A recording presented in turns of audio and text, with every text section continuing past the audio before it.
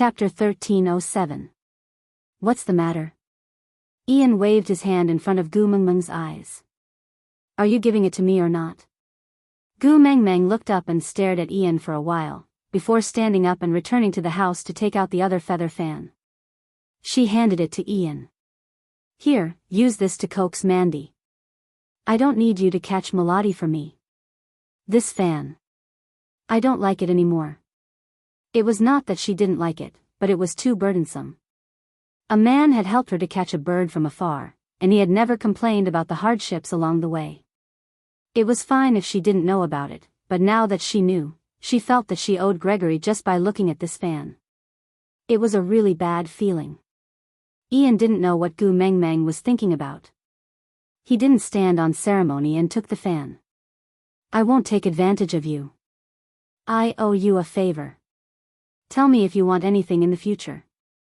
I will definitely return this favor. Gu Mengmeng waved her hands. Mandy is also my friend. It's nothing to give her something. Let's go. We've been out for so many days. I don't know how anxious Mandy is. Ian nodded and didn't say anything else. He flapped his wings and flew into the sky. He circled twice in the sky, leaving behind a bird's cry before flying off. In the next few days, Leah stayed at home to accompany Gu Mengmeng while Elvis led the wolf clan out to hunt. Because they could hunt with the Wolf King, the entire wolf clan was in high spirits. As a result, the wolf clan's prey was the most abundant in Sauter. This also made the wolf clan's reputation unparalleled. The Snow Fox clan came to look for Leah twice, hoping that the Ninth Highness could lead the Snow Fox clan to hunt together to compete with the wolf clan. However, Leah rejected them. The reason was simple. Elvis was stronger than him. If Elvis went out to hunt, there would be more prey. It was a good thing for the clan. He would never sacrifice Gu Mengmeng's winter meals for the Snow Fox clan's reputation. The Snow Fox clan was snubbed, but they couldn't do anything to Leah. Hence, the 16 tribes' reputation at the night campfire party gradually faded. The Wolf clan became the new star of the show with their fighting abilities. When Elvis was not at home, Gu Mengmeng spent most of her time at Sandy's place, chatting with her and teasing her 2 daughters-in-law and Sandy's 3 leopard cubs. The children grew really fast. The little guys who didn't even have teeth at first were now almost as big as adult cheetahs in the zoo. It was just that it was already more than a year old, but it had no intention of evolving. Gu Mengmeng had asked once and Sandy said that Huda and his brothers were special cases. Usually, beasts would only start evolving at around 3 years old, so Joseph and his brothers were still young and there was no rush. Gu Mengmeng hugged Dodgy in her arms and asked Sandy while stroking her fur, I sent Bode out of Zacharias and he has yet to return. I wonder if he can come back to spend the winter with you. Will you blame me for being nosy? Sandy shook his head and smiled. If Bode's strength doesn't increase, then he won't be able to keep his position in the family. I can't even thank you enough for pointing out a bright path for him. Why would I blame you?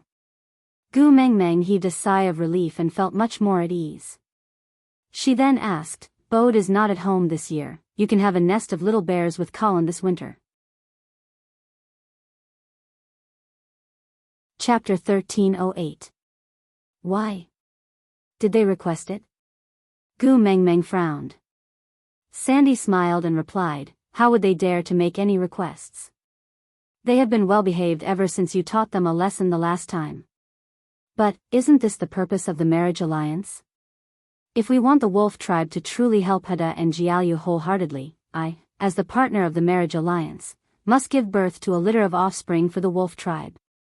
Only then can our relationship be truly confirmed. In the future, if you and Leah can give birth to a daughter, take my son from the wolf tribe as your partner, by then, Sauter will be truly united. Gu Mengmeng did not reply Sandy because she could not force her own views on marriage onto Sandy. But she knew that if her daughter were to get married one day, it would definitely be because she liked the other party and not because of any damned unity. But Gu Mengmeng could not say these words to Sandy. Sandy's character had gradually matured because she had shouldered the responsibilities that should have been shouldered by Gu Mengmeng. And the reason why she had to bear these responsibilities for Gu Mengmeng was because she had stopped Colin, who was the messenger's guard, and did not allow Colin and Elvis to face off against the powerful forces of Sauter at that time.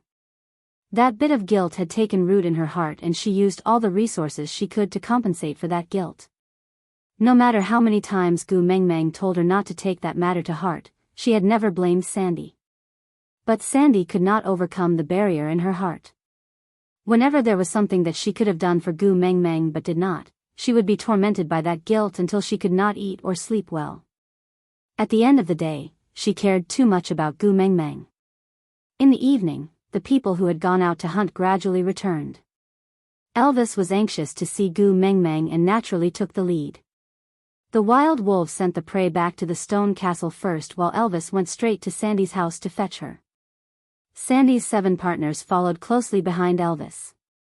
The 8 wolves galloped over in a menacing and awe-inspiring manner. When he stood in front of Gu Mengmeng, Elvis had already transformed into human form.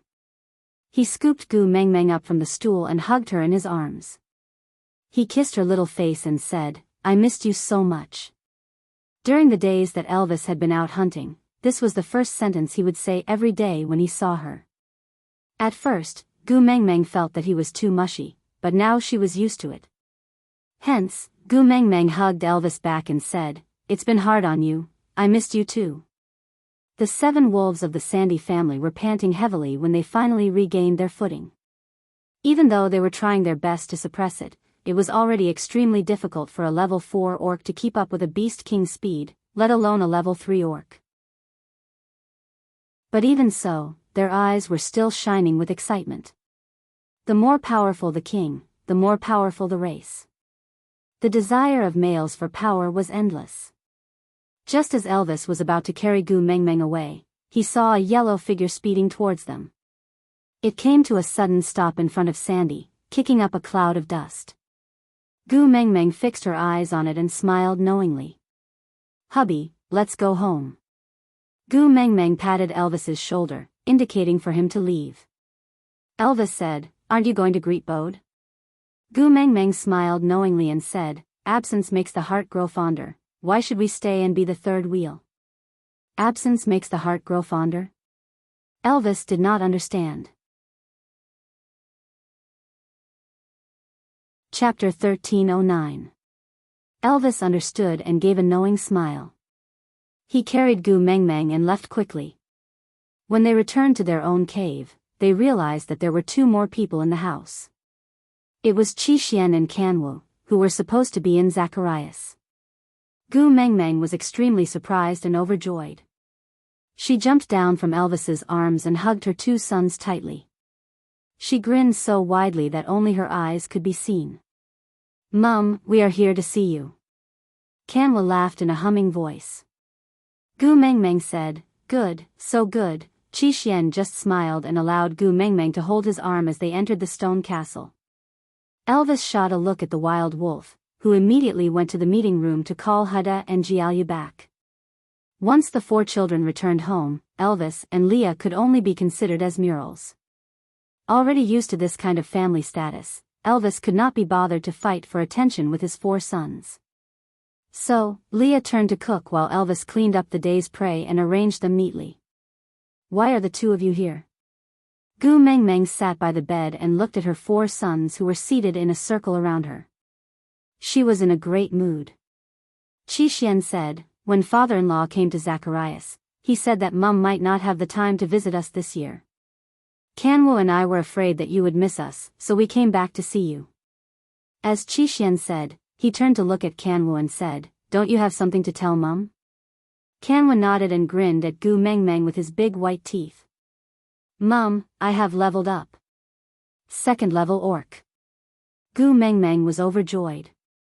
She hugged Kanwu's head and kissed him repeatedly. "My Kanwu is so powerful." Qi Xian chuckled.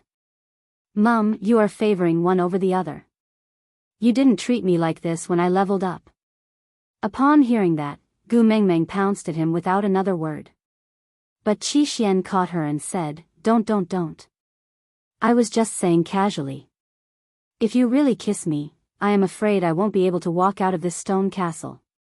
"Why?" Gu Mengmeng did not understand. Qi Xian glanced at the busy Elvis and Leah. It's not like you don't know how jealous your partner is. After being teased by her sons, Gu Mengmeng pinched Qishuan's face without getting angry. She just returned to her original spot and smiled at her 4 sons. Huda rubbed his nose and said, as the eldest, I let my younger brothers take the lead. Looks like I have to work hard too.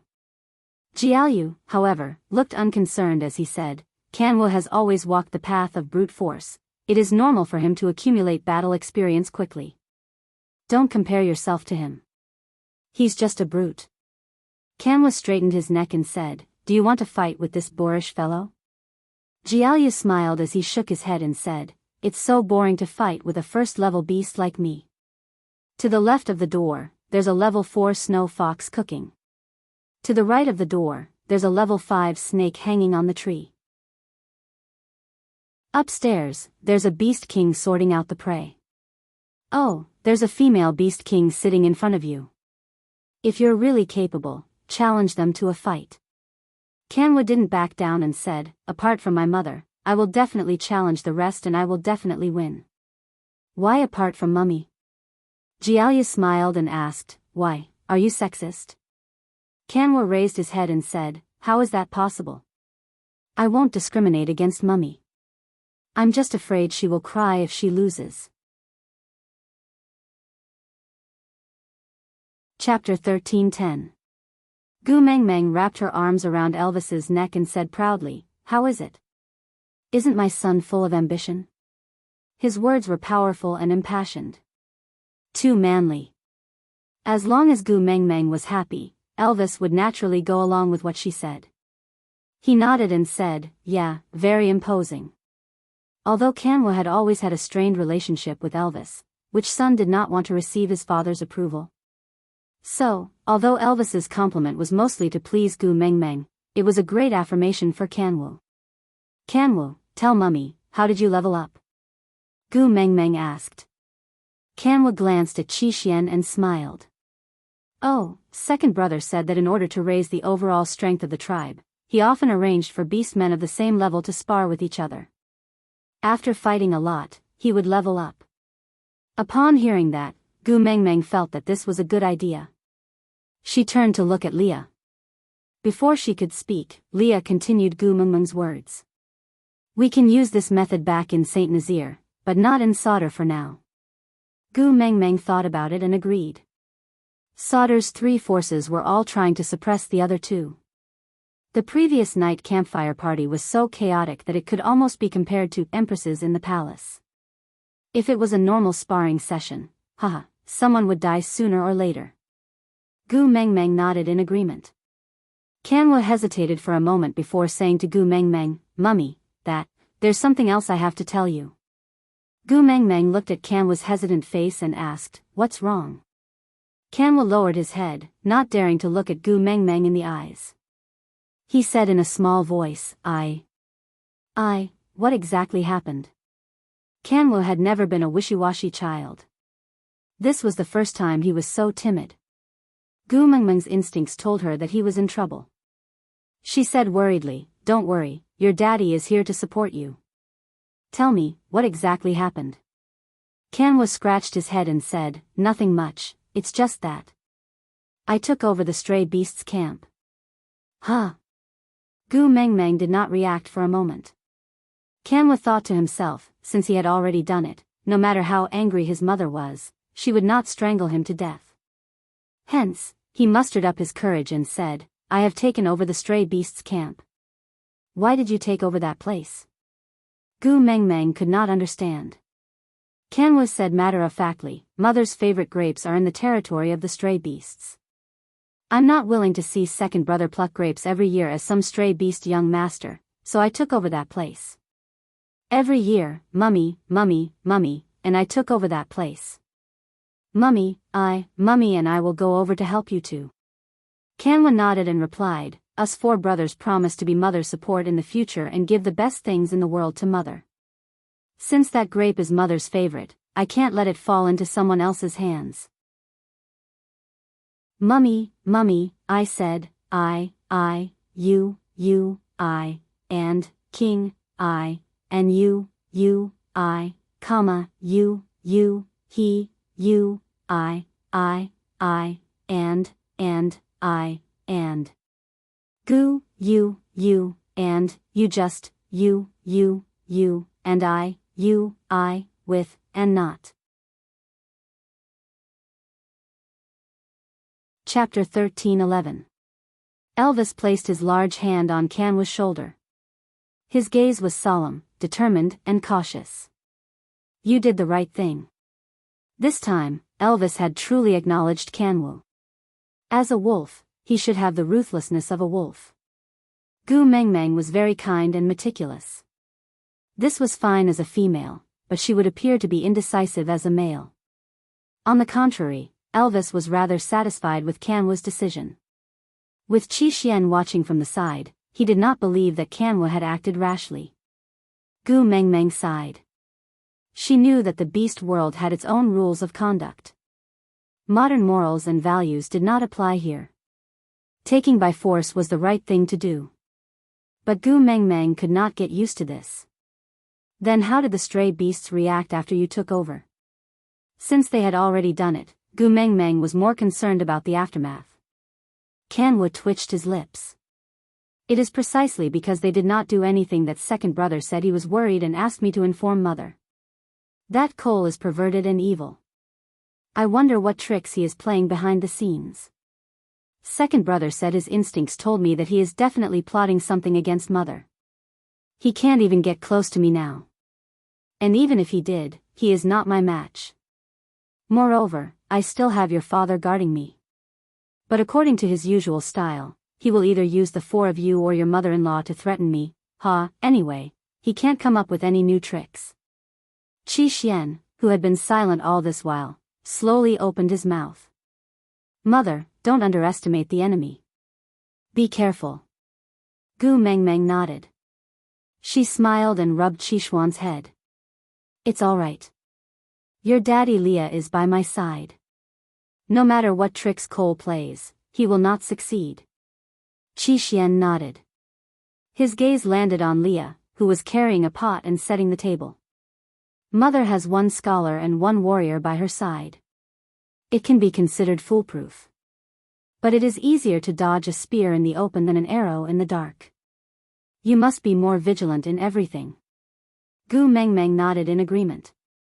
Leah then arranged for everyone to eat together. After the meal, Kanwu and Qi Xian had to return to Zacharias. Gu Mengmeng could not bear to see them leave. They had just returned home for a meal. However, the two children said that it was an important time to store up food. They had just occupied the territory of the stray beasts' base camp. If the stray beasts were to counterattack and snatch their food, the consequences would be dire. As the spiritual leaders of the tribe, the two of them had to stay in Zacharias. Gu Mengmeng knew that what her children said made sense, so she did not force them. She just hugged them over and over again, sending them out of Sauter and walking for over 10 miles before reluctantly sending her two sons off. After sending his sons back to Sauter, a wolf beast came to report that a female snow fox was waiting for Leah at the entrance of the meeting room. Gu Mengmeng looked at Leah, who shrugged his shoulders, indicating that he did not know either. He then asked, which female snow fox? The wolf beast shook its head. I don't know him. Leah didn't know what was going on either and could only nod. Let's go, we'll know when we go back. The group of people did not return to the stone castle but went straight to the conference room. At the door of the conference room, they saw a female snow fox curled up and sitting at the door. She had a delicate and charming face with a sickly look. She looked like a willow branch swaying in the wind and looked a little like Lin Dayu. Chapter 13:12. Miranda. Leah only spat out a name, but Gu Mengmeng could hear his teeth chattering. Gu Mengmeng instinctively felt enmity towards this Miranda. Gu Mengmeng glanced at the female coldly and realized that the female was looking at Leah lovingly with her watery eyes when she heard Leah calling her name. She bit her lower lip and called out with a trembling voice, "Yeah." "Ah, yeah?" Gu Mengmeng frowned, do you want to sing a part of the Breaking the Ice March?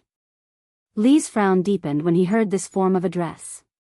He immediately turned to look at Gu Mengmeng and shook his head. No matter what you are thinking, it is not what you think it is.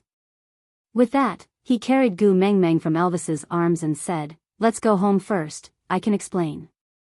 Leah did not even look at Miranda as he carried Gu Mengmeng and was about to leave. Miranda hurriedly stood up to pull Leah, but her legs were numb from sitting for too long.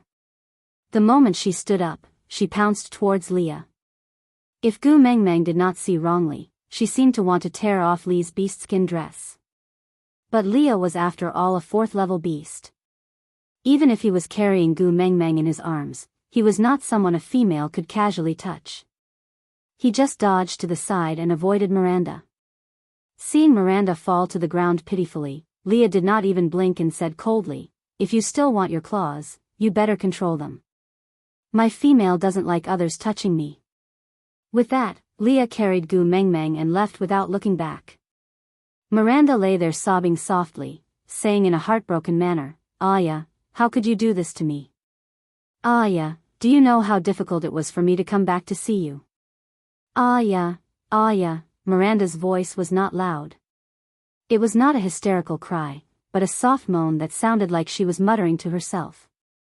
But Gu Mengmeng had the power of a beast king, so she could naturally hear it clearly. Damn it, this Miranda was definitely a female classmate with a story, and her story was most likely related to Leah. Back at the stone castle, Gu Mengmeng said, let go of me.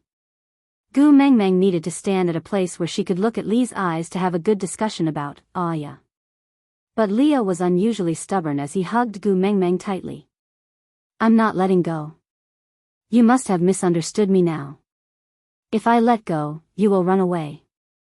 You have to listen to my explanation before I let go. This was the reason why Leah dared to snatch Gu Mengmeng from Elvis's arms. He was extremely afraid that Gu Mengmeng would misunderstand and run away, disappearing from his world.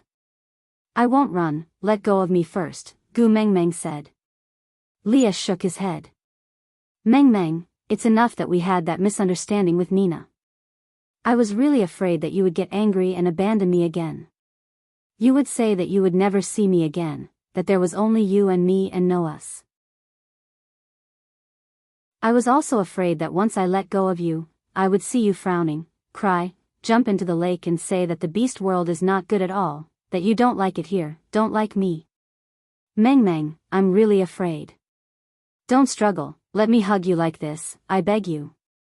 Every word and sentence of Lee's was like grinding his heart into cinnabar. He raised his pen and wrote on his lips, making Gu Mengmeng's heart ache. That self-directed misunderstanding was her emotional wound, but wasn't it also a dead knot for him?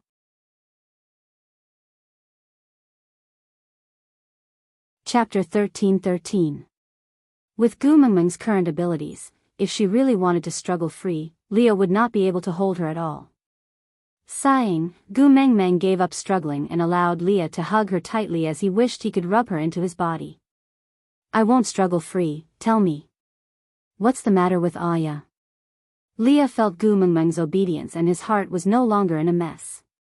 He tried to loosen his grip a little and seeing that she really did not push him away, he finally calmed down and heaved a heavy sigh of relief. He said slowly, Miranda is my father's concubine. When Cole schemed against me, it was on her bed. Gu Mengmeng felt as if she was struck by lightning, charred on the outside and tender on the inside. Feeling Gu Mengmeng's abnormality, Leah was at a loss. He said, in this world, anyone can misunderstand me, no matter how bad they describe me, it doesn't matter.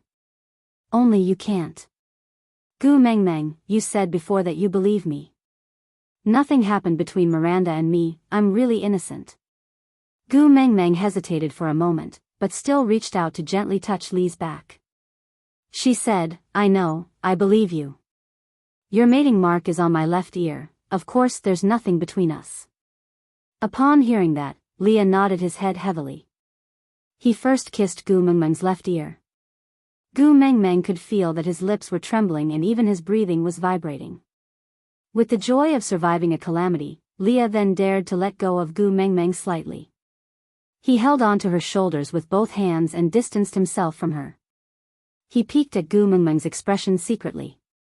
Yes, ever since Miranda appeared, Leah had been hugging Gu Mengmeng tightly in his arms. He did not dare to look at her face at all, afraid that there would be disdain and disgust, suspicion on her face. Luckily you believe me. Leah said this with extreme helplessness. Gu Mengmeng looked up at Leah and said, I believe you are innocent, and even if something happened between you and Miranda, I believe that you did not do it willingly and was schemed against by Cole. I will not push the blame on you for Cole's crimes, after all, you are also a victim. No, there's really nothing, Leah explained nervously. Gu Mengmeng nodded. Yeah, I said I believe you. Leah pursed his lips, his eyes filled with caution. Miranda's incident was the biggest stain on his life. Regardless of what had happened, regardless of whether he had been framed by Cole, the fact that he had once appeared in another female's bed had already made him guilty of a crime that deserved to die 1,000 times over. He was extremely afraid that Gu Mengmeng would mind this matter, and also extremely afraid that Gu Mengmeng would abandon him because of this, so when Miranda appeared, Leah froze. Leah asked, then why aren't you smiling? You. Gu Mengmeng sighed, she really could not smile. In the past, she did not understand why Leah called her Meng Meng, Elvis called her Xiao Meng, and Snake called her Tu Meng. But after inheriting Snake's memories, she understood that the beast world had a special meaning for addressing one another. A female could have more than one partner. They couldn't get a complete love, so they wanted a complete title. It was a little self-deceiving, but it was a comfort to the soul. For example, everyone who had no special relationship with her would call her the Great Messenger or Gu Mengmeng. So Gu Mengmeng was the messenger of the beast deity that belonged to the entire beast world. And Xiao Meng was a Xiao Meng that belonged to Elvis alone.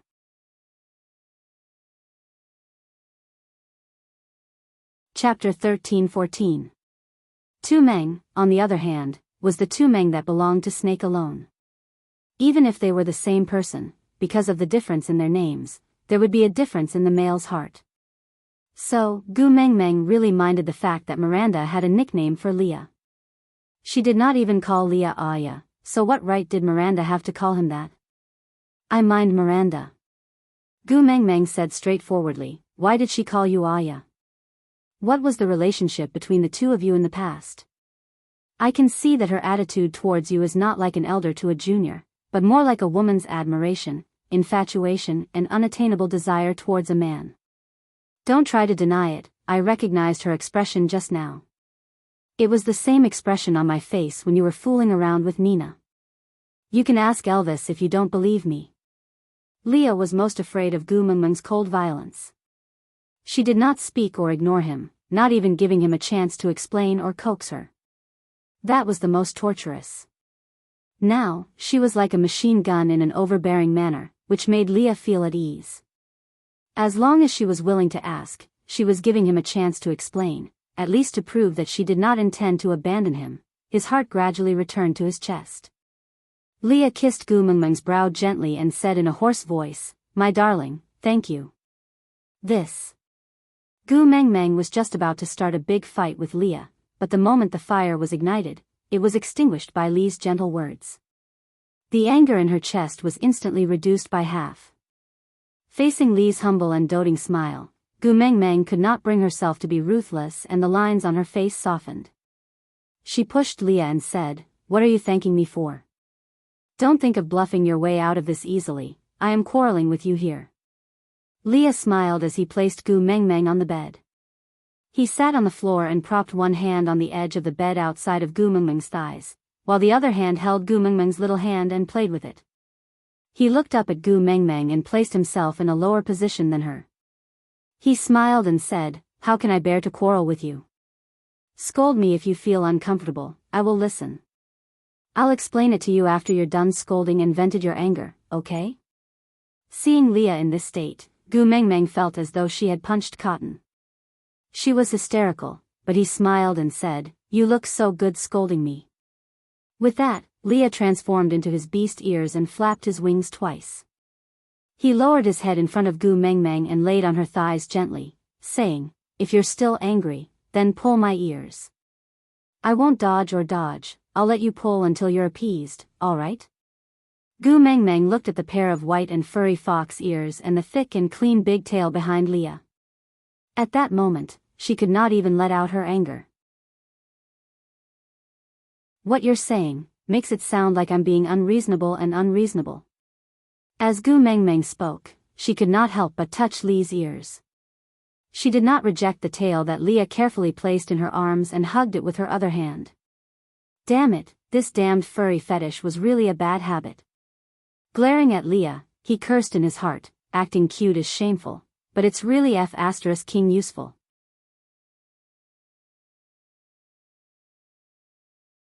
Chapter 13-15. You don't need to be reasonable. In my eyes, you are the reason. Leah rubbed his cheek against hers before flipping himself onto the bed. He laid on the side of the bed and used Gu Mengmeng's thighs as a pillow. He looked at Gu Mengmeng affectionately with his slanted eyes and said, Mengmeng, I have only done 2 wrong things to you in my entire life. One is to act in that drama with Nina to make you sad, the other is to appear on Miranda's bed. Other than that, I have not done anything else to make you sad. Trust me, alright? Gu Mengmeng's anger had long been dispersed by Li's sugar-coated bullets. His endless indulgence and pampering made Gu Mengmeng unable to vent her anger. So she could only nod as a reply.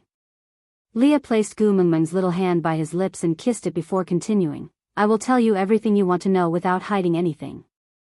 You can be angry, you can throw a tantrum at me, you can hit me or scold me. You can even ask Elvis to bite me to death, but you must never say that you want to abandon me, do you understand? Gu Mengmeng raised her brows and squinted her eyes. Is there anything between you and Miranda that will make me want to abandon you out of anger? Leah shook his head and said, the most disgusting thing is appearing on her bed. Really? Gu Mengmeng was skeptical. Leah smiled bitterly and reached out to touch Gu Mengmeng's left ear, saying, I have already given you my chastity, what are you still doubting? Gu Mengmeng thought about it and said with a cold face, you liked her before? Leah was so infuriated by Gu Mengmeng that he laughed out loud. He shook his head helplessly and caressed Gu Mengmeng's face, saying, before meeting you, I did not know what liking was. After meeting you, how could I like someone else? Gu Mengmeng suppressed the smile on her lips. The atmosphere of quarreling was long gone, but Gu Mengmeng was not going to give Leah a good look without clarifying the matter regarding Miranda. So she straightened her neck and said, don't try to fool me with sweet words. If you don't tell me clearly what happened between you and Miranda, I will not let you off. Leah nodded and replied, I will tell you everything. Sitting up, Leah opened his arms wide and said, Mengmeng, you know that the memories of my childhood are a form of torture to me. Only with you in my arms can I have the courage to face those unbearable times. No matter how angry you are, hug me, I really need you now. Gu Mengmeng did not say anything and just shifted her body into Li's arms. The corners of Li's lips curved up slightly as he rested his chin on the top of Gu Mengmeng's head. With a gentle gaze, he said, my Gu Mengmeng, please, please, please don't abandon me. Without you, I don't know what will happen to me.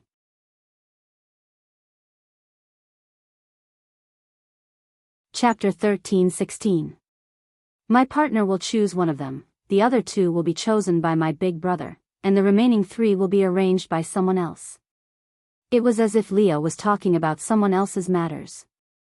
He spoke slowly and tirelessly, Miranda is one of the 3 females. You've also met the other one, Jillian, who was imprisoned by Cole. She's Cole's ex-partner. The last one is Lisa, my big brother's partner. Gu Mengmeng was a little confused. Didn't he say that the 3 females were prepared for Leah? How did one become his father's concubine, one became the partner of the eldest highness, and one became Cole's exclusive property? Leah smiled as he played with Gu Mengmeng's fingers, as if he had seen through her confusion. Without waiting for her to speak, he directly replied, you may not believe me, but I have always kept myself chaste for you. Gu Mengmeng raised her eyebrows, her face clearly saying, keep making things up. Leah brought Gu Mengmeng's little hand to his lips and kissed it, saying, among the witch doctors in the Snow Fox tribe, I am the most gifted.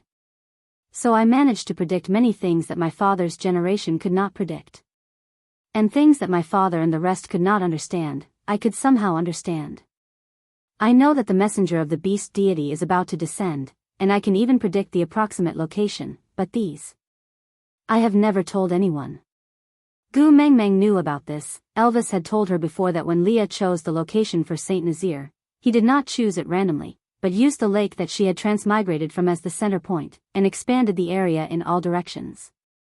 He was waiting for the arrival of the messenger of the beast deity, and with the goal of keeping the messenger of the beast deity in Saint Nazir, he had been cultivating a rapport with Elvis, learning from each other's strengths to make up for his weaknesses.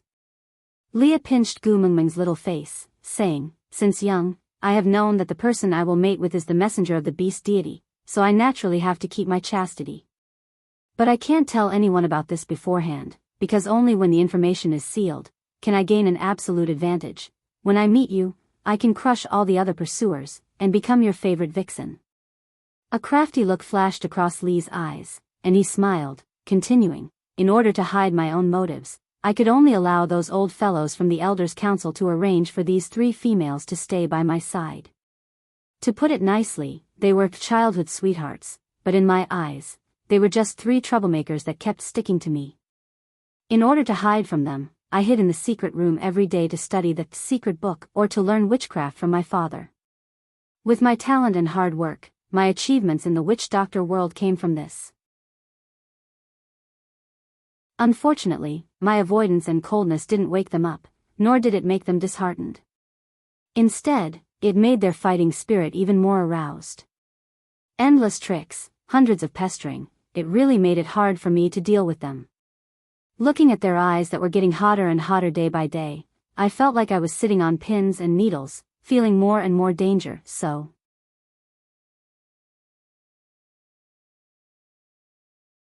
Chapter 13-17. Thinking of this, Leah facepalmed. Clearly, he still felt that it was a huge problem. Sighing, he continued, "I trusted Cole too much at that time, so I didn't have any suspicions. Now that I think about it, why can't I figure it out? Miranda knew about this, Cole must have told her. I guess. Cole had already been plotting it at that time, a scheme to drag me down from the pedestal of the beloved child and into the mud. I thought I was smart then, to actually seek help from the mastermind. Cole must have been very pleased at that time, laughing at my stupidity in his heart. I paid the price for my stupidity, and ended up with the crime of having an affair with my father's beast concubine, becoming an outcast. No one believed that I was innocent, after all. I was caught red-handed in bed." Gu Mengmeng frowned and said, "I don't understand. Miranda was already so devoted to you, how did she become your father's concubine? And, your father already has a partner, why would he and Miranda, that?" Lee's gaze focused on Gu Mengmeng's face and he said, "This is the reason why I was afraid you would abandon me." Gu Mengmeng didn't understand and just looked at Leah quietly, waiting for his explanation. The males in the beast world will not have intercourse with females other than their partners, but the Snow Fox tribe is an exception. Leah laughed sarcastically, his voice hollow as he said, "The messenger's tribe is so noble and mysterious in the eyes of outsiders, but who would know that the messenger's tribe does not allow outsiders to enter, just to hide this dirty secret? The females of the Snow Fox tribe will go into estrus once every few years, and Sauter's secret underground tunnel is used for this." What? Gu Mengmeng was confused. Once the females of the Snow Fox tribe go into estrus, the fox seductive fragrance will spread everywhere. To prevent the fragrance from spreading, all the females will enter the underground tunnel at this time. For a month, they will mate like wild beasts, without reason. Although the males of the Snow Fox clan had a certain degree of resistance to the fox seductive fragrance, the high-purity fox seductive fragrance in a sealed environment coupled with the infatuated seduction of the females meant that the males' bottom line was to not touch their mother and daughters. Other than that, they mate indiscriminately. Gu Mengmeng's hair stood on end and she was speechless. Leah reached out and tapped Gu Mengmeng's brows, saying, "Every time this happens, I will run out of solder and hide in the forest. I'll hide in the deep mountains and forests to protect your chastity." Gu Mengmeng touched Lee's ears and praised, well done." Leah chuckled. Miranda got entangled with my beast father during a mass estrus. I don't know the specific details, but I do know that after that mass estrus, my beast father became obsessed with Miranda. Miranda, who had ended her estrus period, wanted to break free from my beast father's entanglement, but was imprisoned by my beast father. I heard that during that period of time, she cried out my name every night, hoping that I would save her. Perhaps she was pitiful, but it was a good thing for me. I made, at, father, and said, father, at.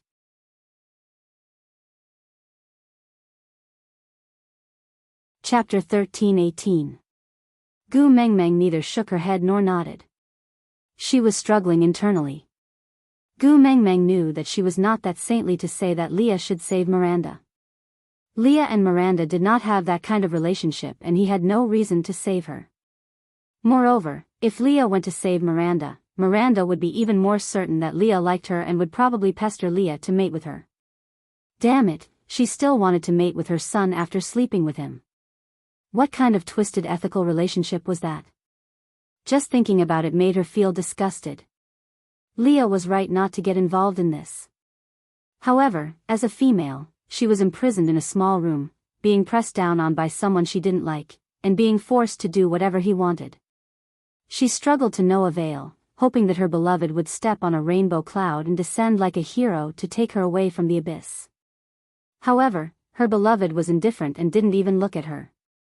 Thinking about it this way, she was indeed quite helpless and pitiful. Everyone's standpoint was different, so the things they saw and the impact they felt were different. Gu Mengmeng could not use right or wrong to judge who was right or wrong. She just felt uncomfortable, as if a bowl of paste was stuck in her chest and she could not say anything. Leah held on to Gu Mengmeng's hand and did not let go. He stared at Gu Mengmeng with his long and narrow eyes and said word by word, "Mengmeng, I am not a kind person and I do not have the compassion to save the world. My goodness will only be given to you alone. Other than you, I will not even look at anyone else who falls into the swamp of hell in front of me. I don't have any extra emotions to use on anyone else other than you. Do you understand?" Gu Mengmeng nodded and did not say a word. Leah heaved a sigh of relief and chuckled. "Mengmeng, you are very kind and treat everyone well. But I am different. I am selfish by nature, and only treat you well. I know I am not worthy of you, but I am sorry, I cannot let go of you because the moment you leave me, my heart will shatter into pieces." Gu Mengmeng bent down and kissed Li's forehead. "You are not unworthy of me. You are very good, really very good." Leah raised his head and kissed Gu Mengmeng's little mouth in satisfaction. It was not a deep kiss, but it was very beautiful. "I was extremely afraid that you would despise and hate me after knowing the secret of the Snow Fox clan, luckily you didn't." Leah heaved a long sigh of relief and said, "Now, I have no more secrets from you. You won't have a reason to abandon me in the future." Gu Mengmeng smiled helplessly and shook her head. "I have never thought of abandoning you, you do." Li's gaze was filled with accusation. "During the coldest winter, you said you didn't want me anymore." "You were the one who abandoned me first," Gu Mengmeng retorted. Leah snuggled into Gu Mengmeng's arms and said, "Yeah, I was the one who courted death first. So I was punished. Mengmeng, do you know? Even if one's heart was as hard as a boulder, with copper skin and iron bones, in the end, they still couldn't resist the words, 'I don't love you anymore.' Promise me, never say this sentence to me ever again, all right?" Gu Mengmeng nodded. She felt that the atmosphere was too mushy, so she changed the topic. "But the Snow Fox clan has such liberal views on sex. Why would you be chased out of Sauter just because you appeared on Milan's bed? This kind of matter, compared to the mass estrus in the secret tunnel, isn't it not worth mentioning?"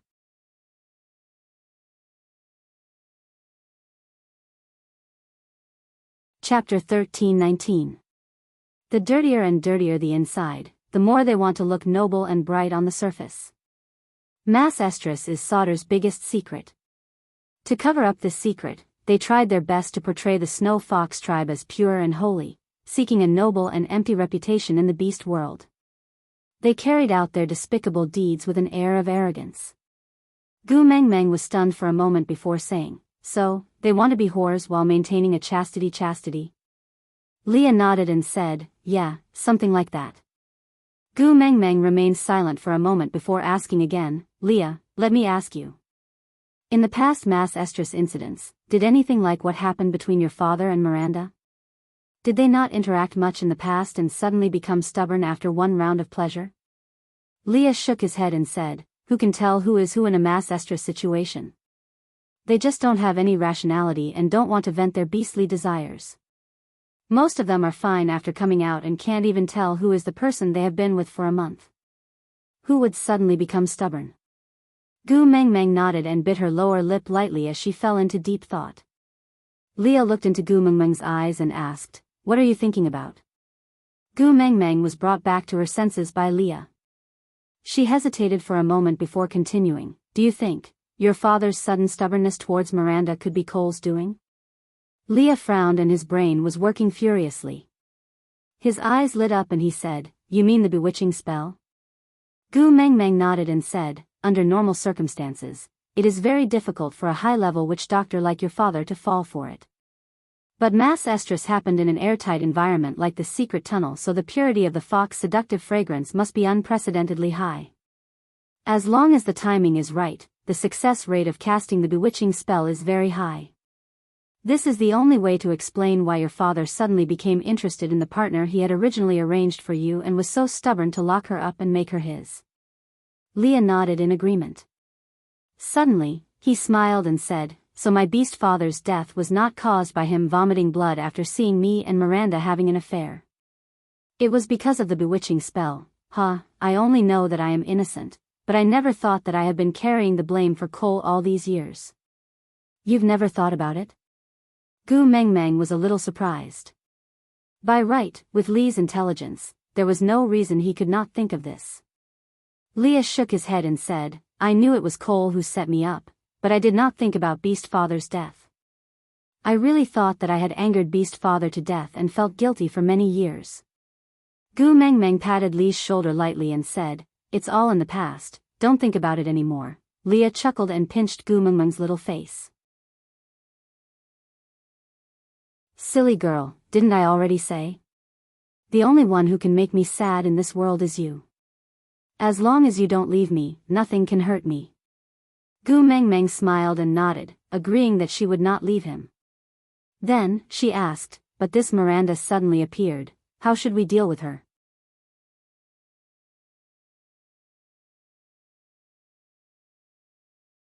Chapter 13:20.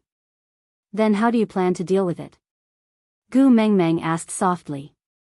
Leah grinned at Gu Mengmeng and said, "Do you know how afraid I am that you will misunderstand me? I definitely don't want to be involved in such scandals. I will contact the other tribes later and use Miranda to exchange for some food before winter." Gu Mengmeng frowned and said, "Usually, don't only females who have committed a grave mistake will be traded to the other tribes as goods? Will the Snow Fox tribe agree to it, if you deal with Miranda like this?" "Probably not."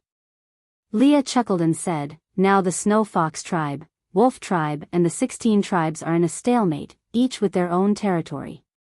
Jialia's little trick at the night campfire helped the 16 tribes to come out on top, and Elvis also led the Wolf tribe to show off his prowess during the food storage hunt. If I trade Miranda as a commodity at this time, it will undoubtedly be a slap to the Snow Fox tribe's face. Those old fellows will not let it go so easily." "Then you still," Leah smiled with his eyes squinted. He wrapped one arm around Gu Mengmeng's neck and pulled her in front of him. He kissed her eyes and said, "No matter how troublesome the situation is, it can't be compared to you frowning to make me feel helpless. As long as I don't make things difficult for you, what does other people's reputation have to do with me? If they are unhappy, don't acknowledge me as the Ninth Highness. I did not beg them to acknowledge me as their ancestor. It was them who refused to let go of me, the messenger's partner, and insisted on getting close to me." Gu Mengmeng held Li's face and kissed him on the lips.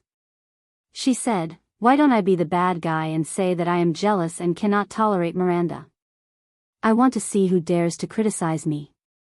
Leah shook his head and said, who would push their own female out to be the scapegoat? If you become the bad guy, Elvis and I will not be able to face anyone in the future. Moreover, it was my intention. If I dare to do it, I am not afraid to admit it. Only when I personally give this order can I prove that I have no evil intentions towards Miranda. No matter what intentions she has, I will wake her up as soon as possible. I did not save her that year and I will not care about her life now. I'm afraid it's too late. Elvis, who had been silent all along, leaned against the door and said softly. Leah and Gu Mengmeng both looked up at him in confusion. Elvis said, the wild wolf I left behind to watch over Miranda has just reported that Miranda has already met with the elders of the Snow Fox clan. So fast? Leah frowned and straightened his back. He was stunned for 2 seconds before he smiled. That's true. Cole's plan is not something I can reject easily. It doesn't matter. Since acting first and reporting later won't work, then I'll just bully others with my power. Let me go with you? Gu Mengmeng asked. Leah nodded. You naturally have to accompany me when I'm dealing with Miranda's matter. Just in case there's a situation where I can't explain myself clearly and someone tries to sow discord in front of you, by then, even if you believe a word or two, it would be like stabbing a knife into my heart. Gu Mengmeng looked straight into Lee's eyes and held his hand, saying, Leah, you have to know one thing. Anyway, Miranda had already met the elders, so Leah was not in a rush. He might as well accompany Gu Mengmeng for a while longer. Only when he looked at her did he feel that life was not so terrible.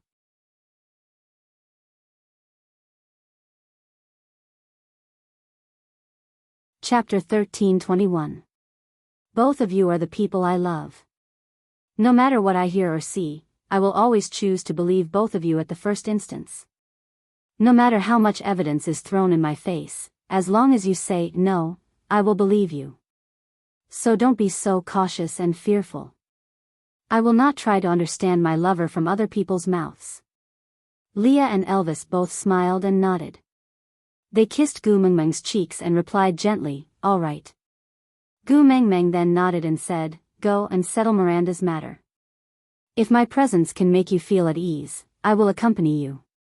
If you are just afraid that someone will sow discord and use this as a pretext, I don't think there is a need. Leah chuckled and circled his large tail around Gu Mengmeng's waist. He said, what if I say, I want to see you be jealous because of me? Just like that time in Saint Nazaire when you fought with Nina because of me. That kind of you made me feel so blissful that I could fly. So, I feel very conflicted. On one hand, I hope that you will be jealous because of Miranda. On the other hand, I am extremely afraid that you will misunderstand our relationship.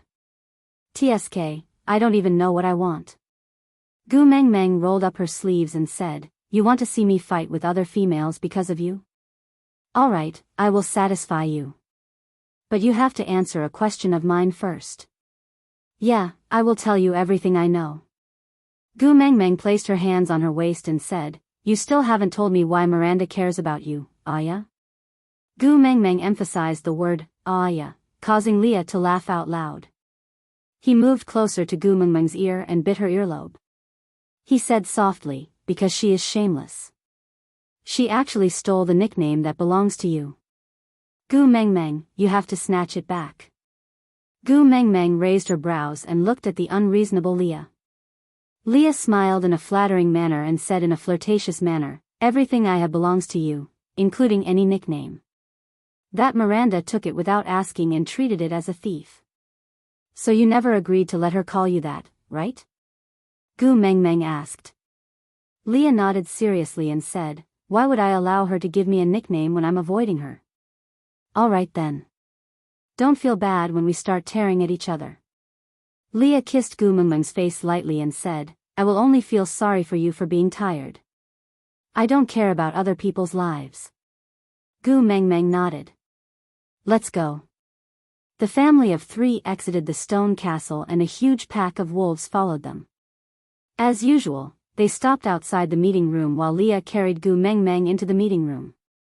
In the meeting room, Miranda was sitting on the foot of Gu Mengmeng's seat, crying her heart out. A group of elders were standing 2 steps away, filled with righteous indignation. The moment Gu Mengmeng entered, she heard one of the elders consoling Miranda, "You are the precious female of our snow fox tribe, and also have the noblest bloodline. The responsibility of continuing the deity's child depends on your belly, so don't worry, no matter what, we will not let him do anything rash."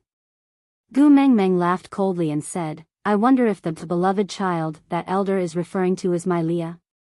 Once Gu Mengmeng said that, the meeting room became so quiet that even a pin drop could be heard. The face of the elder who had just finished speaking turned pale, obviously feeling guilty.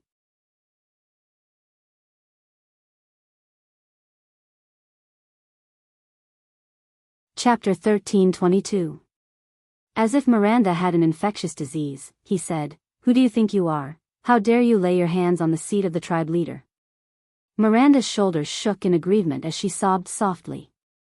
She replied with an infinitely sorrowful and pitiful tone, "Aya, you've misunderstood me.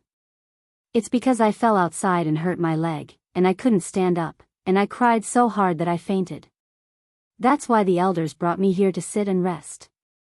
I didn't covet the seat of the chief of the tribe. How would I dare? Aya, don't be angry, I will leave immediately, all right?" As Miranda spoke, she pretended to be strong and stood up. But before she could straighten her knees, her entire body tilted to the side and she fell onto the ground again. Sob. "Aya, I'm in so much pain, you're the witch doctor, can you help me? My leg, it must be hurt. Aya, can you help me up, please?" Miranda looked at Leah with watery eyes. This snow fox's seductive beauty had turned into a Lin Dayu style of crying, making her look even more pitiful. Gu Mengmeng couldn't help but applaud Miranda in her heart. She would definitely be a movie queen in the modern world. She had looks and acting skills, it would be unforgivable if she didn't win an award. This snow fox tribe, they don't care about rules anymore. They don't even care about seniority anymore, right? Gu Mengmeng had a faint smile on her face. She spoke slowly and calmly, but it made the group of elders tremble with fear. They exchanged glances and knelt down in unison. "We pay our respects to the great messenger." Actually, Gu Mengmeng had always been unwilling to let others kneel down to her, especially these old foxes. They all looked older than her grandfather and she was afraid that her life would be shortened if they knelt down to her like that. But, if the other party didn't respect their elders and took advantage of their seniority, then it would be another matter.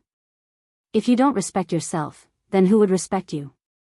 So you guys still know that I'm the messenger of the beast deity. I thought I had been amiable for too long and you guys had long forgotten my identity. We don't dare. The few old foxes were all shrewd. How could they not hear the sarcasm in Gu Mengmeng's words? Although they thought highly of themselves, or maybe it was because Gu Mengmeng had been too kind for too long that they had forgotten their status, but they could not ignore Miranda's matter. Hence, they temporarily put down their pride and wanted to appease Gu Mengmeng first. Gu Mengmeng glanced at Miranda from the corner of her eyes. Still maintaining her elegant smile, she asked, "You don't worship me because you don't have me in your eyes? Or because you don't even care about the beast deity?" This accusation was a little too heavy. However, his father had said that he would be a fool not to rely on such a big backer.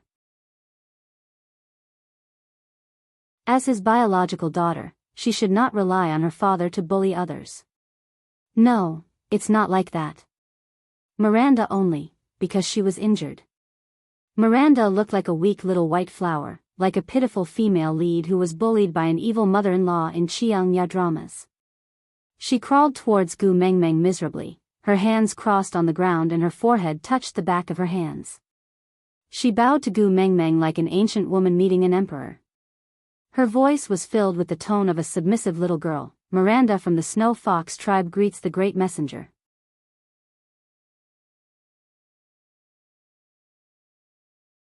Chapter 13:23. Gu Mengmeng didn't ask everyone to get up and just smiled. She didn't look angry at all but pressured the old fox from the Snow Fox clan and Miranda so much that they couldn't breathe. She waved her hands and said, "Leah, put me down." Leah obeyed and put Gu Mengmeng down. Then, he and Elvis stood behind Gu Mengmeng, following her every step. Gu Mengmeng walked past Miranda and stood in front of the stone chair. She smiled and gave it a punch. With a clang, the stone chair shattered into pieces and couldn't be pieced back together to its original state. This sudden sound gave Miranda a fright. She shrunk back and stared at Gu Mengmeng in fear. The elders were also surprised, as if they couldn't figure out Gu Mengmeng's plan. Gu Mengmeng patted the dust off her hands and said, "I have a weird habit. I don't like others to touch my things. If someone touches it, I will destroy that person along with that thing. On account that it's your first offense today, Miranda, I will only destroy the chair and let you off. If there's a next time, I will crush you more thoroughly than this chair." Miranda knelt there and trembled like a sieve. She looked at Gu Mengmeng as if she was about to cry. Gu Mengmeng smiled and said, "You don't have to be so afraid. I am not an unreasonable person. Since you like this chair, then take it. Now, I am giving it to you. I am representing the beast deity to reward you. You have to cherish it. If even a piece of broken stone is missing, it would be a crime of looking down on the beast deity. If you understand, then come over to receive your reward." Miranda looked at the pile of broken stones and tears streamed down her face. She cried like a pear blossom covered by rain. She was definitely crying like a fairy. She gently rubbed the spot 2 fingers below her eyes and said with extreme grievance, "Aya, quickly help me explain to the great messenger. The great messenger really misunderstood me. I did not covet the great messenger's position." Sobs. "Aya, what's wrong with you? Quickly help me explain." Gu Mengmeng placed her finger on her lips and made a shushing gesture. Seeing that Miranda had shut up, she then said, "You can't reject the messenger's reward. No matter what you want to say, just accept the reward first. Remember, you have to personally move them away piece by piece and place them properly. If you continue to talk nonsense, I will take it that you are looking down on the beast deity." Miranda bit her lower lip, her eyes never leaving Lee's face. Seeing that he had no intention of speaking up for her and was instead looking at Gu Mengmeng in admiration, a venomous hatred flashed across her eyes. But she hid it very well. It was just a flash and was immediately suppressed. He kowtowed again and said, "Thank you, Lord Envoy, for your reward." With that, she really started to move the broken stones with her bare hands. She did not forget to put on a gentle and stubborn look while moving them. TSK, how lovable. Gu Mengmeng shifted her gaze away from Miranda's face and landed on the elders who were still kneeling on the ground. She swept her gaze across and stopped at Elder Eugene who had just comforted Miranda. Chuckling, Gu Mengmeng said, "Elder Eugene, you have not answered my question. You mentioned the favored son just now. Are you referring to my Leah?"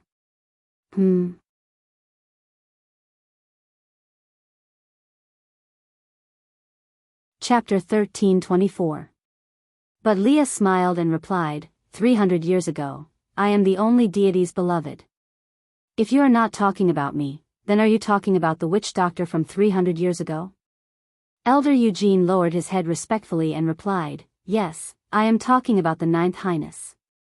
Gu Mengmeng had a "I see" look on her face and frowned slightly. She asked in confusion, then, "Why does the continuation of my Lee's bloodline depend on Miranda's stomach? How could a sly old fox like Eugene not understand?" Gu Mengmeng smashed that chair just now to fix Miranda and to intimidate herself was secondary. She used that chair to warn herself that if they dared to send Miranda to Lee's bed, then that chair would be the fate of the entire Snow Fox tribe. If this threat came from someone else, Eugene could just scoff coldly and say, "Bring it on." But the one who said this was Gu Mengmeng. She had the capital and the ability, not to mention her Wolf King partner and that perversely strong snake beast friend, even the ninth highness of the Snow Fox tribe himself, he would not hesitate to massacre the entire Snow Fox tribe with just one command from Gu Mengmeng. This was supposed to be a secret plan, but Gu Mengmeng overheard it due to his carelessness. It was too late to deny it now. Eugene deliberated for a while and decided to make things clear. He knelt down and said, "Mighty messenger, you may not know, but the deity's beloved is the most noble bloodline in the Snow Fox tribe and must be inherited. And Miranda is one of the purest females in the Snow Fox tribe. So, in order to continue this noble bloodline, we need to borrow Miranda's stomach to give birth to a litter of cubs for the ninth highness. Of course, the emissary's status is noble, and as the emissary's companion, your ninth highness naturally shouldn't keep a concubine. So as long as Miranda continues your highness's bloodline, this subordinate is willing to personally kill Miranda to prevent future troubles. Borrow someone else's stomach to give birth to a child." Gu Mengmeng chuckled and shook her head. She said indifferently, "Mighty Eugene, you are so scheming. If this was in ancient times, wouldn't he be a chief eunuch? Or someone like Xiao Gao? This is also to allow the Snow Fox tribe to grow stronger so that we can continue to serve the mighty messenger better. Please understand." "What if I don't understand?" Gu Mengmeng chuckled. "I have always been a petty person. What makes you think I can tolerate other females bearing children for my man? As soon as the child is born, Miranda will be executed immediately. She will not pose any threat to the Lord Emissary. Moreover, the ninth highness is deeply in love with the great messenger, so he won't fall in love with someone else because of a child." Gu Mengmeng laughed coldly and said, "There are two things that Elder Eugene is mistaken about. First, regardless of whether Miranda was alive or dead, she posed no threat to me. Second, my man in any matter in any aspect, it is not your turn to arrange. Do you really think you can take advantage of your seniority just because you're an elder?" Gu Mengmeng's gaze swept across all the elders kneeling on the ground and she said word by word, "I'll say it here today. I, Gu Mengmeng, am a person with a lot of problems. I hold grudges and have misophobia, especially when it comes to men. Whoever dares to extend their claws towards my man, I guarantee that they won't be able to return."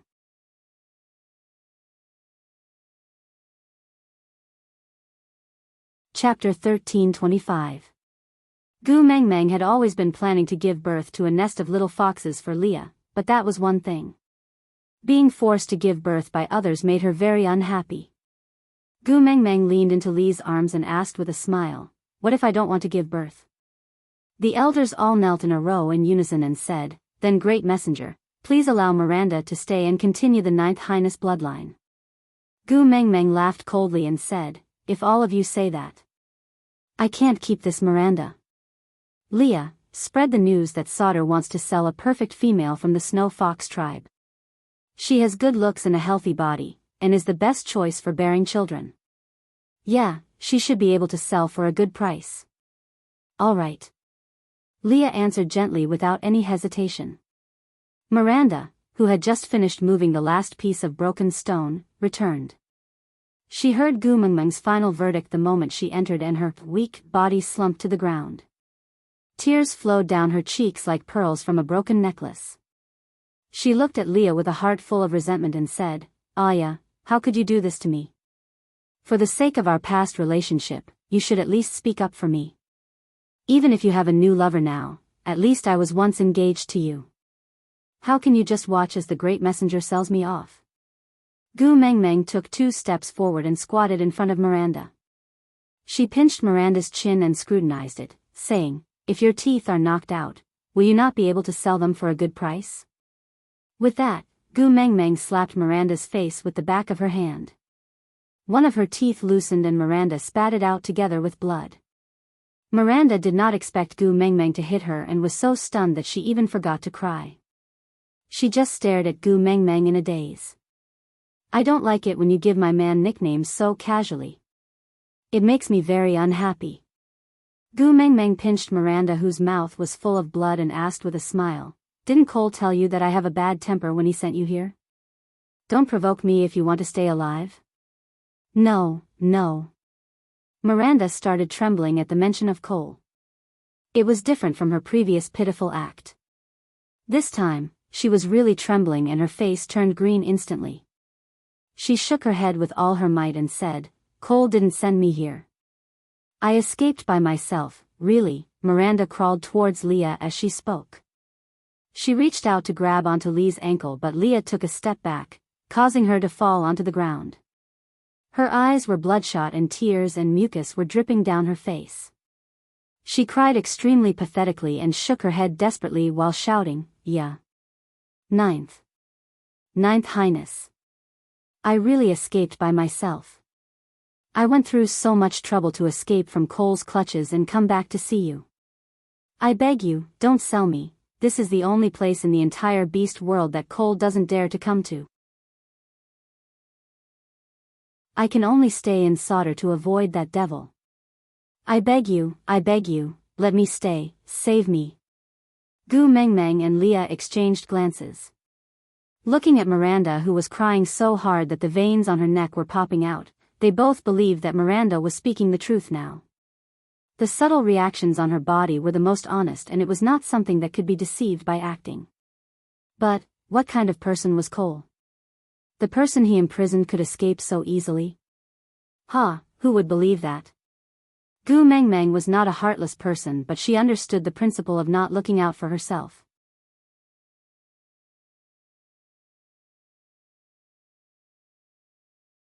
Chapter 13:26.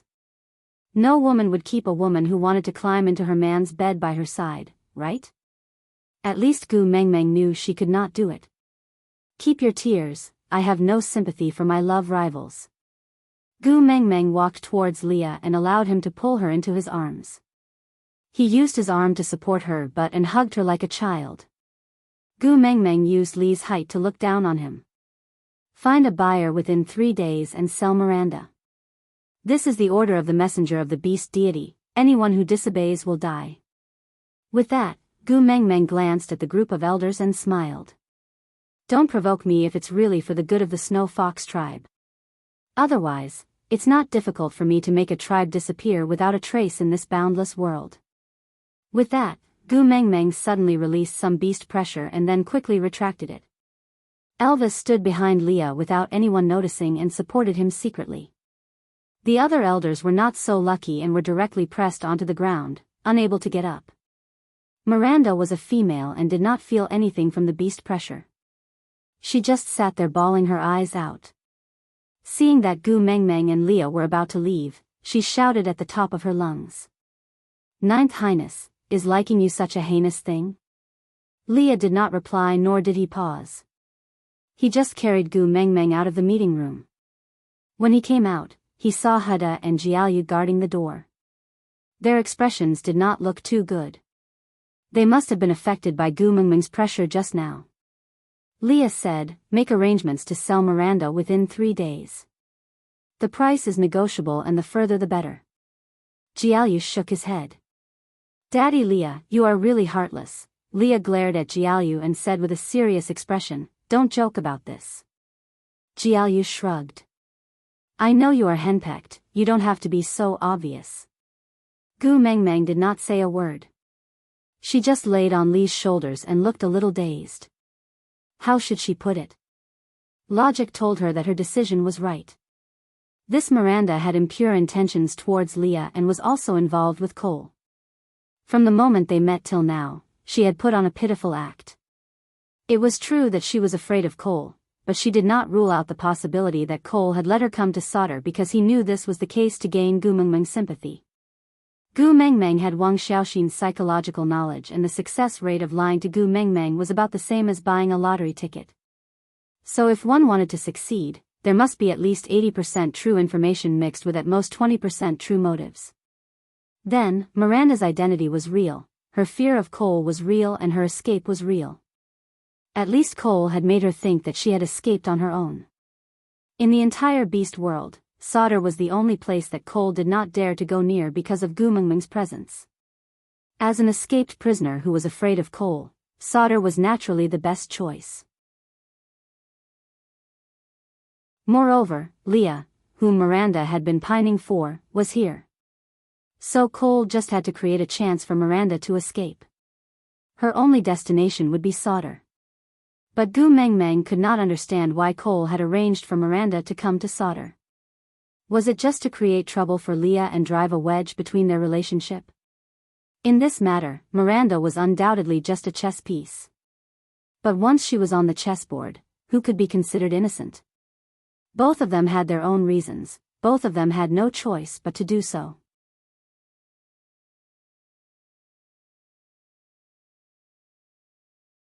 Chapter 1327.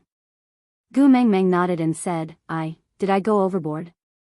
Miranda looks a little pitiful. Leah kissed Gu Meng Meng's forehead and said, Silly girl. If any males continue to pester you when you don't like them, Elvis and I will be much crueler than what you did today. But you are born soft-hearted and kind, I am already very satisfied that you can do this for me. Yeah, today is the second happiest day of my life. Gu Meng Meng could not smile and could only look at Leah and ask, second happiest?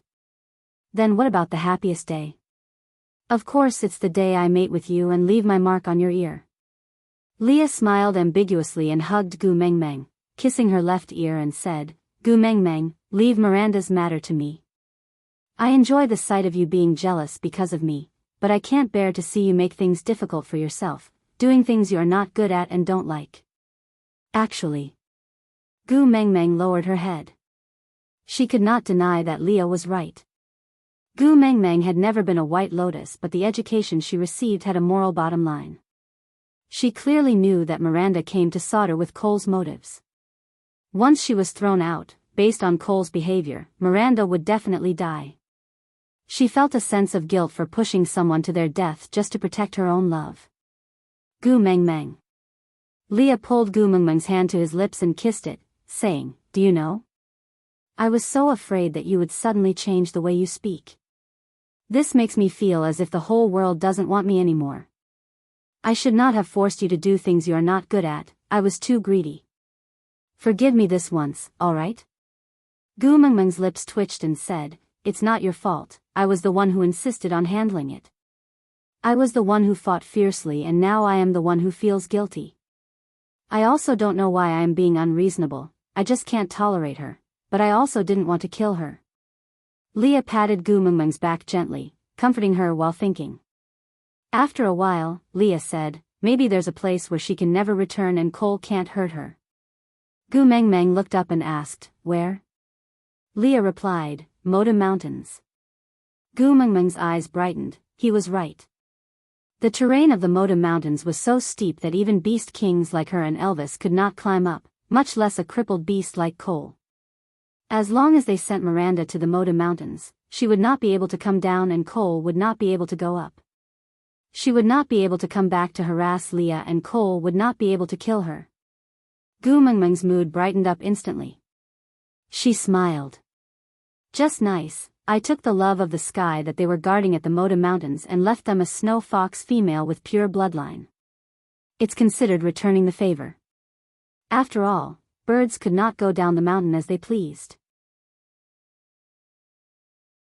And from what Ian and Gregory said, the ratio of males and females on Moda Mountains was stricter than any other tribe in the beast world. Sending a female up would be considered a huge gift. But Gregory has been gone for a long time. How do we send him off now? Leah smiled. We don't have a way, but the beast deity definitely has a way. The beast deity must know how that Lord got in touch with Gregory.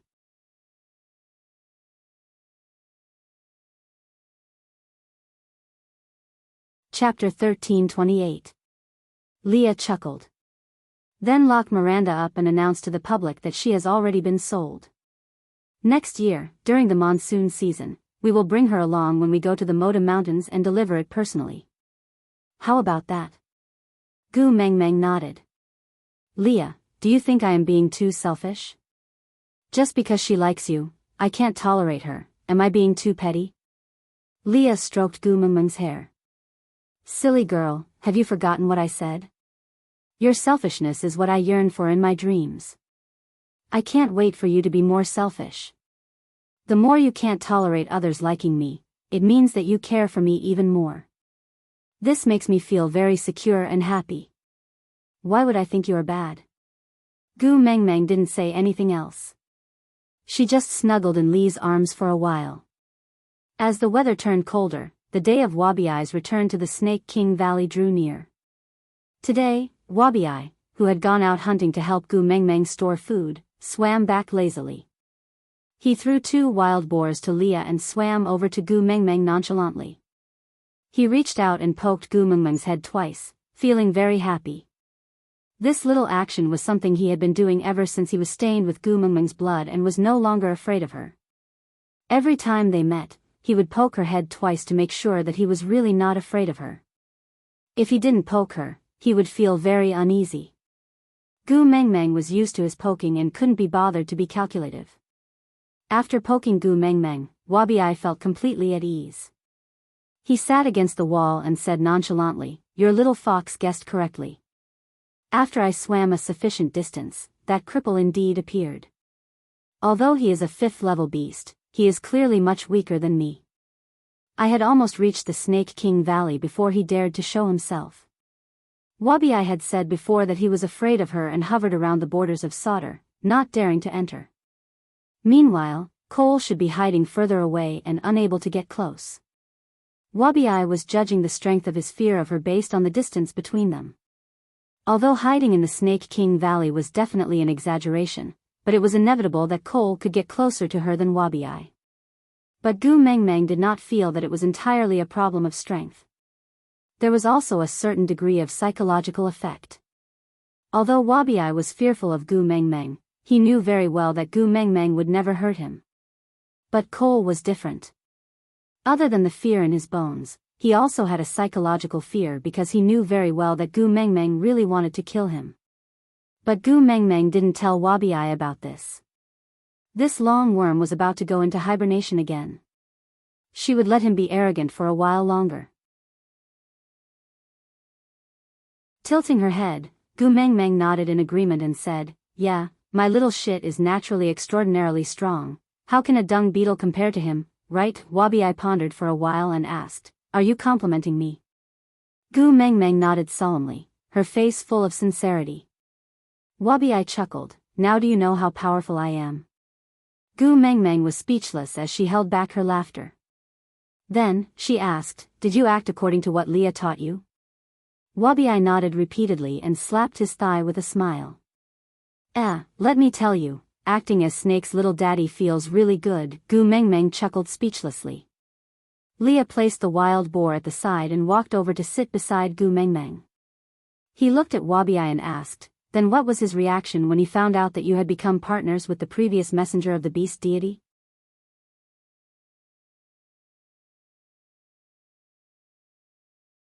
Chapter 1329. Gu Mengmeng facebombed and looked at Leah. "Will this work? Why do I feel that little shit is so unreliable?" Leah shook his head gently. He fiddled with Gu Mengmeng's fingers for a moment before replying. "No, it's better this way. Isn't it because of what you said, a real man never looks back, a blazing fire and drifting wind await him?" Gu Mengmeng chuckled. "A real man never looks back at an explosion." Leah nodded. "That's exactly what I meant." Wabiai snorted. "Can the two of you speak like a human?" Gu Mengmeng replied. "What Leah means is that if you don't observe Cole's reaction, Cole will instead believe what you say. He is too smart. As long as you try to guess something, he can imagine the entire classic of mountains and seas. His physique, which is a combination of demons and ghosts, is too good at guessing people's minds. Instead, it's because you left him a suave and proud back view that he will believe that you have really become partners with Wang Xiaoxin. After all, marrying the previous messenger of the beast deity is even more eye-catching than marrying me. You have the right to be arrogant." Wabiai stood up abruptly. He turned around with his back facing Gu Mengmeng. Isn't this suave?" He changed his angle and asked again. "How about this? Proud and aloof? I am too handsome, am I?" Gu Mengmeng replied, "My movements are sluggish and my heart is intoxicated, Leah asked. What do you mean? Gu Meng Meng rolled her eyes at Wabi. My heart is so tired. Leah laughed and carried Gu Meng Meng to the door to bask in the sun. Wabi adjusted his posture and angle as he watched Gu Meng Meng leave. He then chased after her, using all sorts of lighting to calculate the distance. Then, he asked Gu Meng Meng, don't you think my back view is the most handsome? Gu Meng Meng deeply regretted praising Wabi. The repercussions were worse than being afraid of her. Elvis returned from outside and took Gu Meng Meng from Lee's arms. Leah went to prepare lunch. Elvis glanced at Wabi. What's wrong with him? Gu Meng Meng said, ignore him, he's having a fit. Elvis chuckled and nodded his head, saying, all the females of the wolf clan should be here, a total of 27 of them. Tomorrow, there might be other families with wolf clan males joining us, so we've marked out a piece of land in the old land of the 16 tribes for the wolf clan to stay in.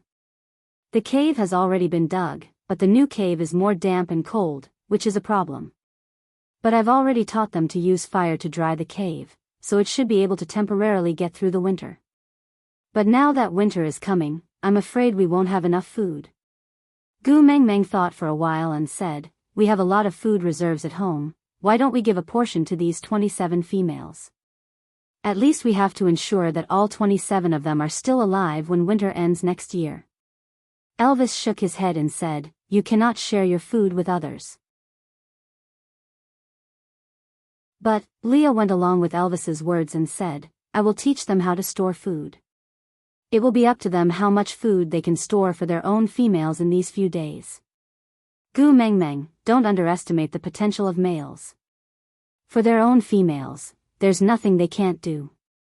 Gu Meng Meng nodded and said, then we can only do that. But I don't know if we have enough salt.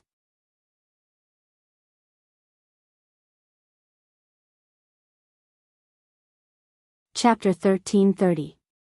The matter of the female wolf tribe was thus settled. With Elvis and Lee's arrangements, Gu Meng Meng did not have to worry about it. Miranda was imprisoned by Leah in the secret room where Cole had previously imprisoned Jillian. In order to prevent news from leaking, Leah did not arrange for the snow foxes to guard her. Instead, he got Elvis to arrange for the wolf tribe to watch over her and deliver her meals every day.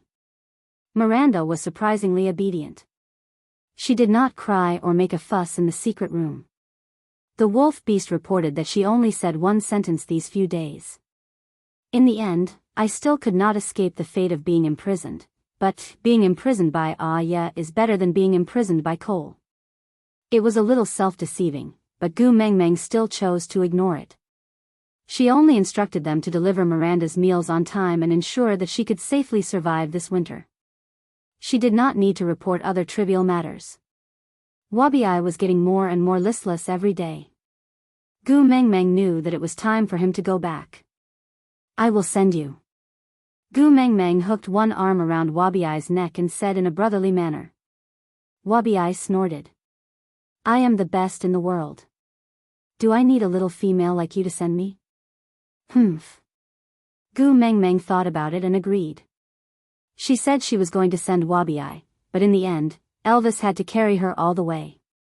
All right, go back and have a good sleep this year. Next year, bring back some fruits from the Snake King Valley for me to eat.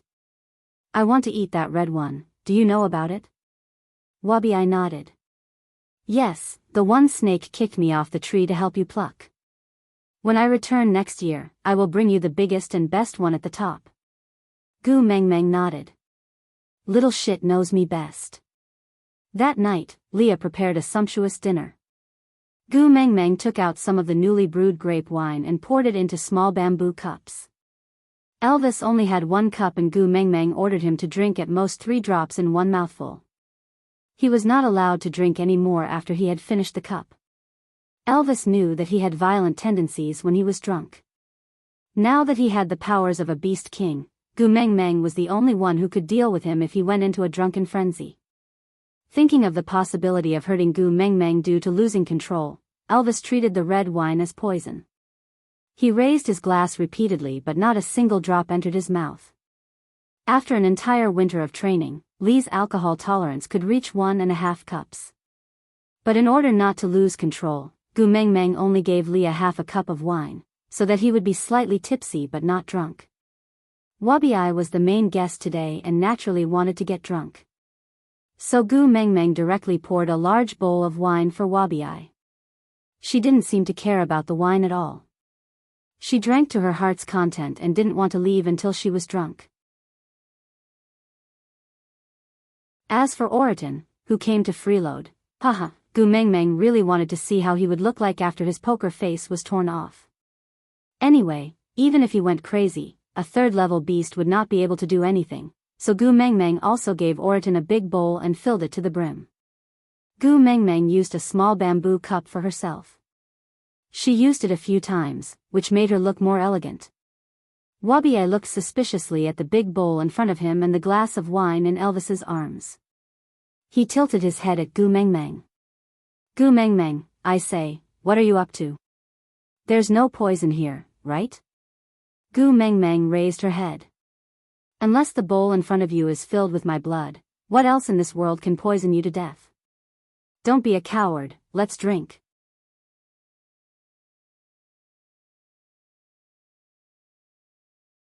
Chapter 1331. Although she had never drunk alcohol before, males were naturally not easy to provoke. Gu Mengmeng's generous toast made Wabi unwilling to back down. He raised his bowl and said, Humph, do you think I'm afraid of you poisoning me? Let me tell you, even if this bowl is filled with your blood, it will not kill me. Bottoms up. With that, he downed the entire bowl. The red liquid flowed down his windpipe and a slight spicy sensation spread throughout his entire body. Wabi felt a sense of comfort that he had never experienced before. His pupils involuntarily narrowed into slits and every cell in his body seemed to be gradually awakening. Wabi felt as though a whole new world had opened up to him. He felt like he was floating in the air, wishing for life and death. Oriton held up the stone bowl and sniffed it. It smelled strange. What he liked was meat. Although the color of the juice made from this kind of sour fruit was very similar to blood, which made him feel a kind of excitement, he could tell that the smell was not right, so he couldn't bring himself to drink it. Leah patted Oriton's shoulder and whispered, This is Mengmeng's baby, do you see it? She was only willing to give me and Elvis this little bit. You only have such a big bowl because of Wabi. Don't be so ungrateful. Because if you drink it this time, you might not be able to drink it again. Oriton fully believed in Lee's words. So he nodded and imitated Wabi, downing the bowl in one gulp. Then, clang! A tiger fell stiffly to the ground in the same state as Elvis that day. Gu Mengmeng shook her head in exasperation. I thought I could conquer his poker face. TSK, what a waste of my good wine.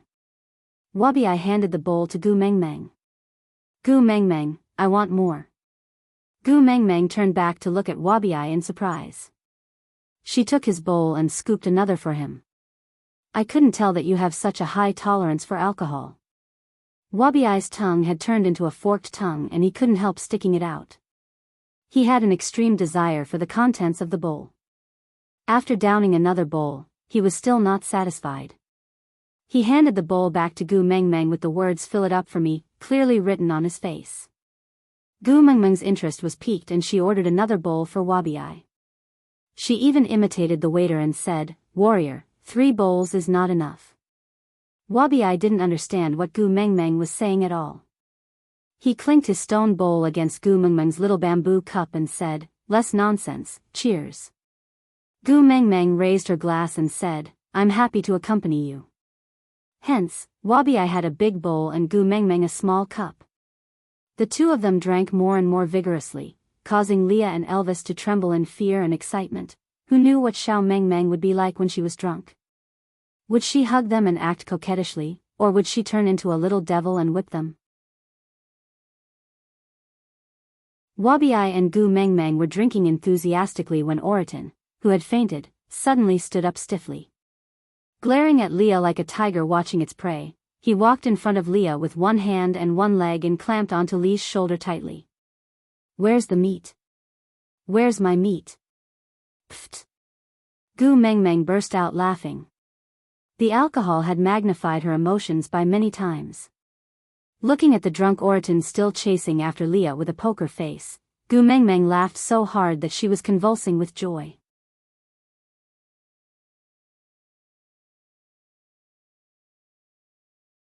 Chapter 1332. Gu Mengmeng was already a little tipsy, but Wabi was still very energetic. Gu Mengmeng rubbed her temples and shook her head. No, I can't drink anymore. Wabi hooked his arm around Gu Mengmeng's neck. You promised to get drunk with me, can you still go back on your words? She then leaned against the side of the barrel and hooked her finger at Wabi. Little shit, I am not a petty person, do you know? I said that I will drink till I'm drunk, till I'm drunk, till I'm drunk. Come over here, look at this, see, it's all wine. I am a tycoon, do you know that? Wabi's eyes widened as he looked at Wabi and said, Little shit, I am not a petty person, do you know? I said that I will drink till I'm drunk, till I'm drunk, till I'm drunk, till I'm drunk. Wabi leaned over to the barrel and took a deep sniff. His face was filled with greed. He looked at Gu Mengmeng. This is for me? Gu Mengmeng made a please gesture. After you finish this, there's more beside, do you see, there's so much, you can drink as much as you want. Wabi held on to Gu Mengmeng's shoulders with both hands and knocked his head hard against her forehead. Gu Mengmeng, you are so loyal. From today onwards, I, little shit, am your friend. Your problems are my problems. I will climb a mountain of swords or plunge into a sea of flames. If I, little shit, even blink, I am your child. Gu Mengmeng changed her tone. She shook her head and corrected herself. My partners are wolves and foxes. They can't give birth to such a huge worm like you. Wabi also shook his head. He turned Gu Mengmeng's shoulders around and pointed at the back of her neck. No, you have a partner from the snake tribe. Look, the mark is here, this mark, it looks so familiar. I seem to have seen it somewhere before. Gu Mengmeng clutched the back of her neck. Realization dawned on her. Yes, I have the mark of the snake tribe on my neck, alright, you are my child from now onwards. Leah and Elvis looked at each other. They didn't know whether to laugh or cry as they watched Gu Mengmeng and Wabi spout nonsense in all seriousness. Wabi thought for a moment. So, you and Snake gave birth to me, then I mated with Snake's mother and became Snake's little daddy, so between Snake and I, who is whose daddy? Gu Mengmeng seemed to have fallen into a trap. She tried to calculate with her hands. Finally, she smacked her head. You are my daddy. Wabi nodded. Alright, I am your daddy. Wabi nodded. Alright, I am your daddy. Wabi nodded heavily and said, Alright, father, I will drink first to show my respect. After saying that, he plunged his head into the wine barrel and gulped it down. Elvis poked Leah with his elbow and asked, So, who exactly is whose daddy now? Leah face-bombed. I haven't passed level 4 or 6 in Chinese, so I don't really understand. With that, he walked forward with a smile and hugged Gu Mengmeng in his arms. He won't be able to finish it in such a short time. Go and sleep for a while. Gu Mengmeng looked at Leah and was stunned for 2 seconds. Then, she raised her arm and gave Leah a slap. Demon, return my master. Leah was dumbfounded from the beating. He looked at Elvis innocently and asked, Her master is. Elvis thought about it and grabbed Oriton, whose face was swollen from Lee's beating, from the side. I'll take this, I'll make do with it. Leah nodded and dragged Oriton's leg in front of Gu Mengmeng. Come, return your master. Gu Mengmeng did not take it. Instead, she squatted down and stared blankly at Oriton. After a while, she smacked her lips and said, I heard that eating him can make you immortal. In that case, I can accompany my man forever. Why don't the 3 of us share him and have a taste? Out of topic, who was the one who said that Elvis and Leah had bad alcohol tolerance? Look at these 2, I used to have a friend. One time, he drank too much and came out of the bar claiming that he was a pleasant goat. He sprawled on the green belt to eat grass. No one could pull him away, and he had a mouthful of mud. The next day, he blamed us for not stopping him. We showed him the video and he said that we couldn't stop him even if we tried. He said, "Then why didn't you guys shout, 'Grey Wolf is here'?"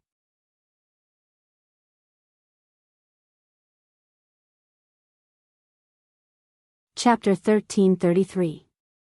Oriton sat up abruptly. As his face was swollen from Lee's slap, he could not speak clearly. Coupled with the effects of the alcohol, his tongue was stiff. He stammered, "Eat? Where is it? Where is the food? Meat, my meat." Gu Mengmeng instantly clutched her head and rolled around on the floor. "Master, I was wrong, master. Stop chanting, stop chanting, ah." With a scream, Gu Mengmeng fainted. Leah and Elvis looked at each other. Elvis carried Gu Mengmeng, who was lying on the ground, and heard her even breathing and light snores. He smiled helplessly and carried her to the bed. Then, he and Leah revealed their original forms and placed her in the middle, one on the left and one on the right. After lying down beside Gu Mengmeng, Elvis suddenly released his beast pressure and Oriton was instantly pressed back to his original form, directly falling onto the ground. Leah was not spared either. Luckily, he had already adjusted his pose and fainted without any qualms. When Gu Mengmeng woke up the next day, Wabi was no longer around. Only one barrel of wine was left out of the dozen barrels.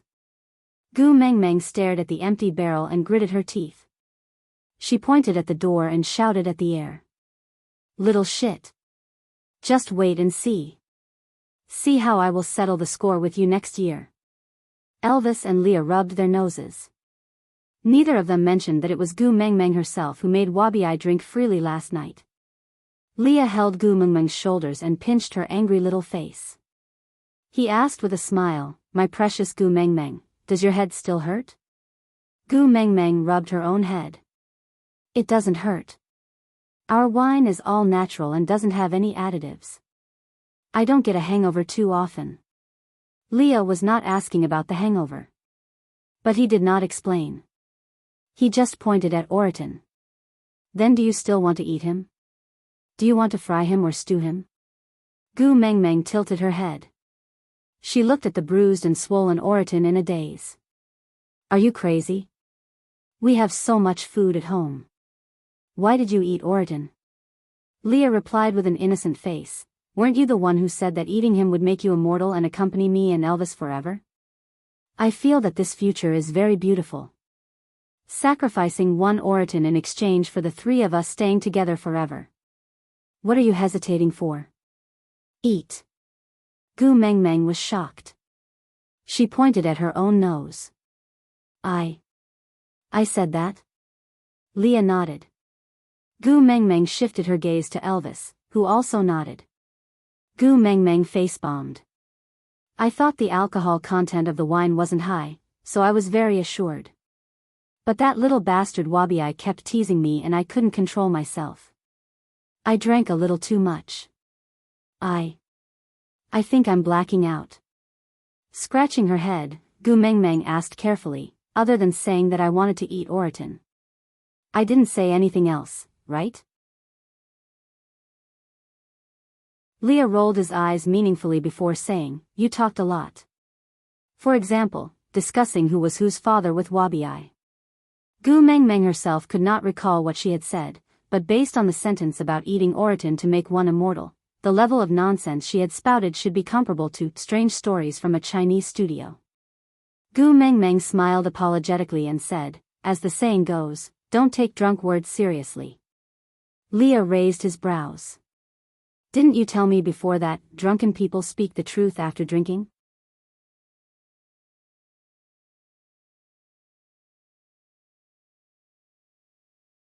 Chapter 1334. Leah laid sideways beside Gu Mengmeng and played with her hair. "How is it embarrassing? You don't even know how adorable you were last night." With that, Leah couldn't help but laugh. "I will force you to drink whenever I'm in a bad mood. Seeing you drunk like a cat will make all my worries disappear." So what exactly did she do last night? She had no recollection at all. Elvis and Leah seemed to be teasing her on purpose. The more she asked, the more they refused to answer. They just smiled at her, making her hair stand on end. But this hangover was not without its benefits. At least, that Miranda, who made Gu Mengmeng feel so aggrieved and awkward, was forgotten by Gu Mengmeng just like that. On the 10th day after Wabi left, the first snowfall arrived. Gu Mengmeng leaned on the windowsill and watched as Sauter slowly turned from a beautiful and romantic city with its first snowfall into a sweet and beautiful fairy tale cartoon building. Then, the snow sealed off the window. Apart from the faint whistling of the wind, she could not hear anything else. Of course, she didn't know that the bird circling 6,000 meters high in the sky, shuttling through the wind and snow, was so focused that it could see her, who was smaller than a sesame seed, through the layers of wind and snow. Only when her appearance was completely covered by the snow did it reluctantly leave. However, halfway through, it suddenly turned back and stopped outside her window.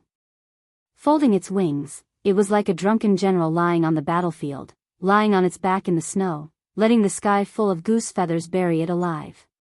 Her laughter could be heard in the rustling sound of the snow. That was good. He could get closer to her when she couldn't see him. He soared into the sky. A spirit eagle leapt out of the snow and soared into the 9 heavens. He had to protect her. Even if she didn't need it, even if she didn't know, he had to do something for her. Only then would he be able to suppress his restless heart. If his body was tired enough, he might be able to sleep tonight. Gu Mengmeng, who was in the stone castle, was completely unaware of what was happening outside. Because of her, the stray beasts did not dare to approach this place. This made her feel at ease. After all, other than the stray beasts who wanted to snatch the tribe's food, who would go out in such weather? Cupping her cheek, Gu Mengmeng tapped her own face lightly with her fingers. Don't you guys feel that Cole has been too quiet for the past year? Is it good that he doesn't bother you? Leah replied to Gu Mengmeng as he took out a piece of beast skin from the side and made Gu Mengmeng's bed softer. Then, he carried Gu Mengmeng onto the bed and added, "It's just the start of winter and the weather is getting colder. Don't be greedy or you might fall sick." Gu Mengmeng did not resist and allowed Leah to carry her up and place her on the bed. Meanwhile, Elvis sat behind her calmly and stretched out his long arms, pulling her into his embrace. It's not that I'm not good. It's just that he's a pervert who can't stand others doing well. I feel especially uneasy when he suddenly changed his personality and stopped finding trouble with me. Look, Qi-Xian and Kanwu even specially came over to remind me to be careful. But other than throwing Miranda at me, Cole didn't do anything else. And that Miranda was easily locked up by us and will be sent away next year. Why is it so easy to resolve? Why is it so unlike Cole's style?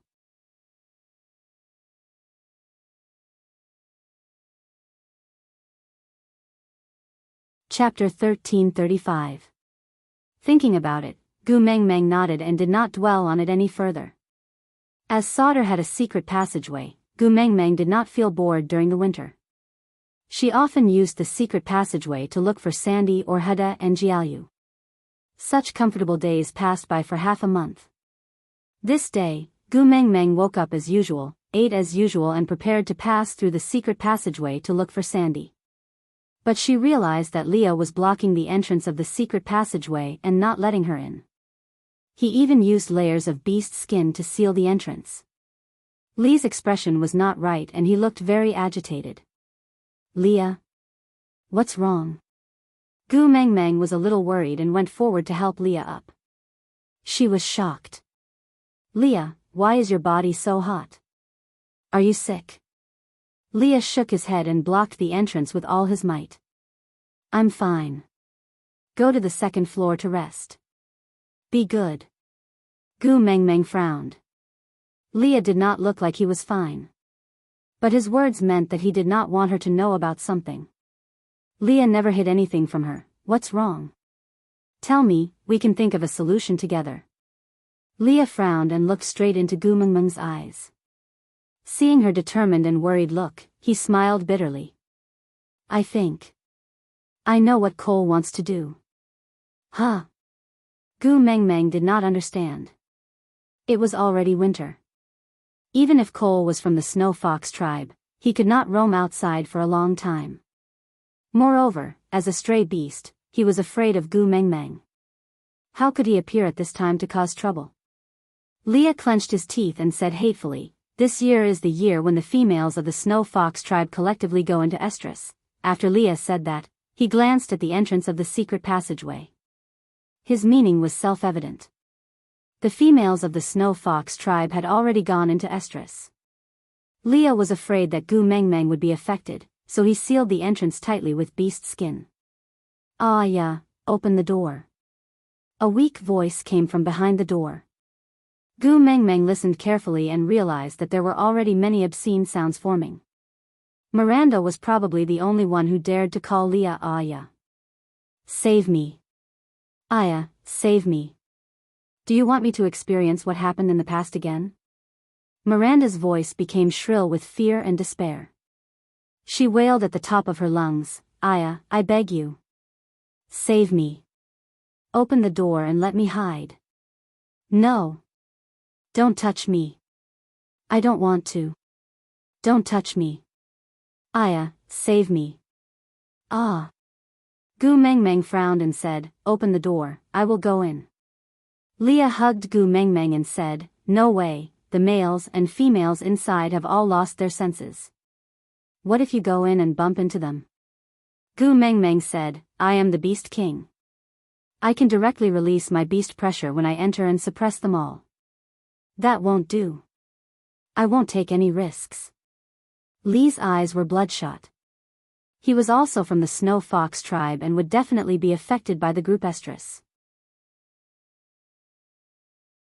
In the past, he managed to avoid it when he left his hometown, but now that he was so close to it, it was impossible for him to remain indifferent. He also had a natural yearning for that maze, just like how all the wolves yearned for Elvis.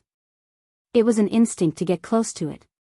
But for Gu Mengmeng, he was trying his best to resist this instinct.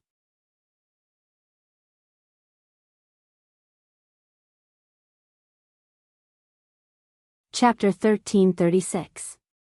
Leah frowned and bit down on his lower lip. Gu Mengmeng was not as ruthless as he was, and he already knew that. He could turn a blind eye to Miranda's pleas for help, but Gu Mengmeng could not. Just as Leah had said, he was not a kind person. Apart from Gu Mengmeng, he did not care about anyone else. But Gu Mengmeng had a kind nature, and could not stand to see someone being humiliated in front of her without doing anything. Nodding, Leah looked at Elvis and said, "Be careful." Elvis tore off the beast skin blocking the entrance and pushed open the door. At the same time, Leah punched the snow sealing the entrance of the stone castle, allowing air to flow in. In an instant, the entire house was filled with the fox seductive fragrance along with the chilly wind, engulfing this originally warm and cozy place.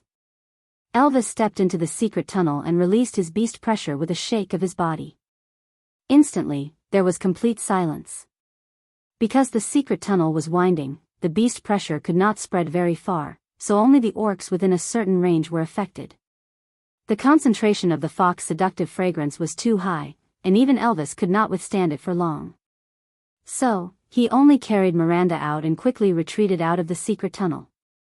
Then, he closed the door of the secret tunnel and sealed it up with layers of beast skin. The silence did not last for long before waves of exhaustion came again. The beast skin that Miranda was wearing had long been torn to pieces. In just a short period of time, her body was covered in bruises, as if she had been ravaged by someone. There was some dirt on her body, probably from some male who had already done it but had not finished venting. She transformed her tail to cover her body and curled up in a corner of the room, shivering. She looked at Leah with her charming peach blossom eyes, looking extremely pitiful. "Go upstairs and turn left. The room at the very end is empty. Go in yourself and close the door. Don't come out again. Or else, I will either throw you back into the secret tunnel or throw you outside." Gu Mengmeng gritted her teeth and said. Miranda looked at Gu Mengmeng with bloodshot eyes and laughed coldly. "All right, don't you just want to imprison me? I'm used to being imprisoned anyway, so you don't have to threaten me like this. I'll obediently be imprisoned by you and let you enjoy torturing me. But I wish you good luck. I wish that you will never be detested by Aya. Otherwise, what happened to me today will be your tomorrow. Don't think that he belongs to you just because you mate with him. There is no such thing as loyalty in the Snow Fox clan. With that, Miranda dragged her broken body up the stairs and followed Gu Mengmeng's instructions to the left. She walked to the room at the end and closed the door, locking herself inside. Gu Mengmeng really wanted to slap herself. It was not like she had never heard of the story of the farmer and the snake. How could she not understand such a simple logic? All the pitiful people in the world must have a detestable side. Moreover, this mass estrus had been a secret of the Snow Fox clan for thousands of years. Why did she have to get involved and interfere? He had no choice but to get himself into trouble, but with her character, she just could not turn a deaf ear to those pitiful cries for help. Meng Meng. Li's body was getting hotter and hotter as he hugged Gu Mengmeng. His gaze started to blur and he called out to Gu Mengmeng. Mengmeng, I feel terrible. I'm afraid I won't be able to control myself, knock me out. I can't hold it in anymore. Mengmeng. Mengmeng, I feel terrible.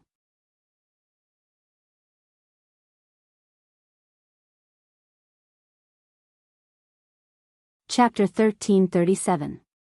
Gu Mengmeng's heart tightened as she asked, "Are you also affected by the fox seductive fragrance?" Elvis nodded his head awkwardly and said, "The purity is too high, I can't resist it." Damn it, she couldn't even resist when the two of them were deeply in love. Now that she was seduced by the fox seductive fragrance, if they really went crazy, she would die in bed. She didn't care about anything else as she had the power of a beast king to protect her body and she would recover after a few days. But the problem was that the females of the Snow Fox tribe would go into estrus for a month, and when she fainted, there was still Miranda upstairs. Who knew if someone else would jump out from the secret tunnel? Gu Mengmeng gritted her teeth and hardened her heart to knock Leah out first. Elvis panted heavily as he walked towards Gu Mengmeng step by step. He pulled Gu Mengmeng's hand and placed it on his chest and said, "My heart, you have touched it once before. You should know where it is, right? What are you doing?" Gu Mengmeng had a bad premonition. Elvis's forehead was full of sweat, but he forced a smile and said, "If I lose control and do anything to betray or hurt you, dig out my heart and eat it. That way, you will have 2 drops of tear of the beast deity. With the support of 2 beast kings, you will not have to worry under any circumstances. Do you remember?" "Elvis. Calm down." Gu Mengmeng roared. Elvis shook his head with all his might, as if he wanted to shake off the turbid thoughts in his head. But it was a pity that he could not do so. The more he shook, the more blurred his vision became. His body was boiling and he could not control it at all. His breathing became heavier and heavier and his chest was burning with pain from his heavy breathing. Something seemed to be tumbling in his throat and his mouth felt parched. Gu Mengmeng placed Leah at the side and held Elvis's face with both hands. She said, "Hubby, look at me. I am Xiao Meng's partner." "Xiao Meng, ha, Xiao Meng." Elvis hugged Gu Mengmeng tightly in his arms. His entire body was trembling and his consciousness was slowly fading away. All that was left was his primitive desire. "If only I am not a beast king, then you can knock me out like how you did with Leah. At least I will not hurt you." "Xiao Meng, Xiao Meng." Gu Mengmeng took the initiative to kiss Elvis's lips and forced a calm smile. "It's all right, nothing will happen to you. Was it just the fox seductive fragrance? You just want me, don't you? I'll give it to you. I'll satisfy you. It's okay. Don't be afraid. Don't worry, okay?" Elvis's eyes were bloodshot as he hugged Gu Mengmeng tightly. On one hand, it was to appease his own emotions, and on the other hand, it was to restrict himself from doing anything more overboard. He clenched his teeth and said, "I can't have you in this situation. I can't control myself, you will get hurt. If I want to hurt you, I'd rather you cut out my heart and kill me now. It's not that serious, hubby. It's okay, it's just mating. We're partners. It's normal for me to mate with you. I trust you. You won't hurt me. Moreover, it did not matter even if he was injured or in pain. As long as she endured it, Elvis would regain his consciousness once the effects of the fox's seductive fragrance on him wore off. He would not kill her after all.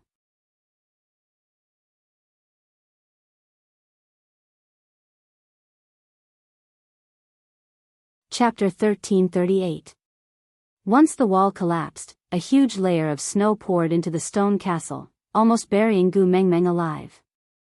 This change was too sudden and Gu Mengmeng stood rooted to the ground, not knowing how to react. However, in a split second, a black shadow came over and Gu Mengmeng felt that she was being protected by something. Then, she heard the sound of snow crashing down. Gu Mengmeng did not regain her senses for a long time, until a familiar voice came from above her head, scared silly. Gu Mengmeng looked up and stared blankly for a while, before saying, Gregory. Gregory?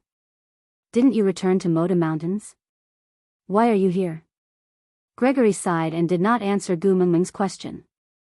Instead, he opened his wings forcefully and pushed the accumulated snow to the sides. Gu Mengmeng then realized that Gregory had wrapped his wings around her, using his body as a bomb shelter to protect her. Before she could thank him, Gu Mengmeng hurriedly dug the snow at the side, shouting as she dug, Elvis. Elvis? Leah. Leah. Gregory did not say a word and just used his wings to sweep the snow away for her. Then, he pulled out the unconscious Elvis and Leah from the snow. It's not safe to stay here for long, do you have any other plans? Gregory looked at Gu Mengmeng and asked. Gu Mengmeng hesitated for a while. She wanted to say that she could return to Saint Nazaire, but the snow had been falling for almost a month and Saint Nazaire had long been buried in the snow. Not to mention that Gregory did not know where Saint Nazaire was, even if he knew, she would not be able to find her cave in the snow. Gregory looked at Gu Mengmeng's hesitant look and asked, Why not? Follow me to Moda Mountains. Gu Mengmeng looked up at Gregory and asked, Can I? Gregory chuckled and said, Aren't you the messenger of the beast deity? Aren't the rules set by you in the beast world? Gu Mengmeng smiled helplessly. The situation before her was really terrible enough. No matter how she looked at it, she looked like a downtrodden Cinderella. How did she look like the high and mighty messenger of the beast deity? Raising her head, Gu Mengmeng combed her messy hair and patted the beast's skin on her, saying, Yes, I am the messenger of the beast deity, I set the rules in the beast world. If the beast deity gets angry because you brought me up the mountain without permission, I'll take the blame. After all, I'm the only daughter of the beast deity, my father will always open the back door for me. Gregory stretched out his hand, wanting to touch Gu Mengmeng's head, but his hand froze in mid-air and did not touch her. He turned around and landed by his side, then turned around and spread his wings, saying, Come up. Gu Mengmeng was a little hesitant. This isn't good, right? Being on the back was a very sacred ritual. In the relationship between the sexes in the beast world, a male's last dignity was his own back. Many males would die for their female without blinking an eye, but they would never allow her to ride on their backs. Sandy and Colin had been partners for several years, but until now, Colin had never carried Sandy on his back. Ian had carried Gu Mengmeng on his back once and almost threatened to kill himself to make Gu Mengmeng swear not to tell anyone about it.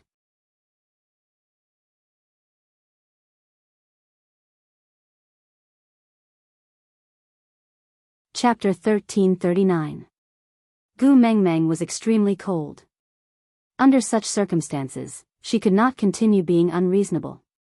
If she hesitated any longer, she would not need to ascend the Moda Mountains as she would be frozen into a human-shaped popsicle. Hence, Gu Mengmeng climbed onto Gregory's back without another word. Gregory waited for Gu Mengmeng to settle down before transforming into his beast form and soaring into the sky. After transforming into a beast, Gregory's body was covered with a layer of feathers. Gu Mengmeng sank into his feathers and she could feel Gregory's body temperature through the layer of fine fur. The first time he flapped his wings, Gu Mengmeng could feel the strong and forceful movement of the muscles on his back. There was a feeling of clogging in her ears, probably caused by the sudden increase in air pressure. It was similar to the feeling when sitting on a plane. Gu Mengmeng did not know how high up in the sky she was, nor did she know which tribe she was standing on. She was clearly not very familiar with Gregory, but such a broad back undeniably gave Gu Mengmeng a sense of security.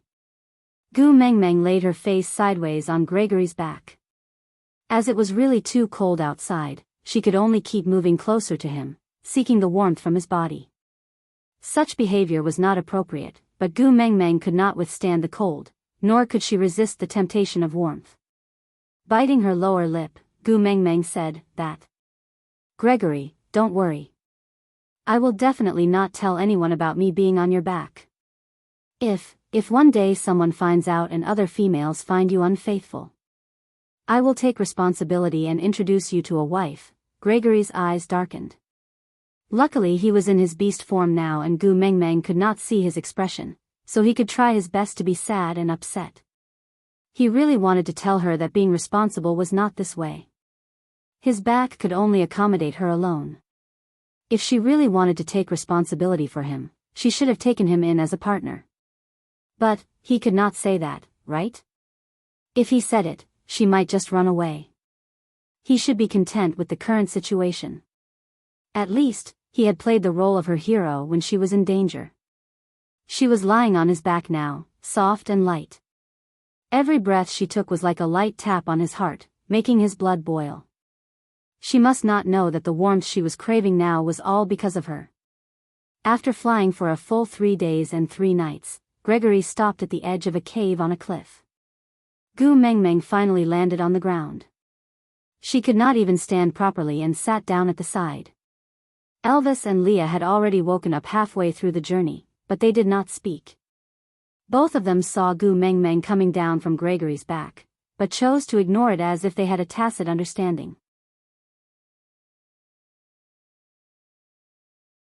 When Joshua and Victor confessed to Gu Mengmeng, the two of them could question Gu Mengmeng in a fit of jealousy because they knew very well that Gu Mengmeng did not fancy those two fellows. So no matter how they asked, they would only get the answer they wanted. But Gregory was different. His looks did not lose to Leah and his abilities did not lose to Elvis. With his physique, it was very likely that he would rise 2 levels after mating. This kind of love rival was not to be underestimated. Elvis and Leah were both extremely afraid of hearing Gu Mengmeng's affirmation, so they chose not to ask. You're tuning in to the Dreamy Love Stories YouTube channel. Don't forget to subscribe and join us on this journey to catch the most captivating stories.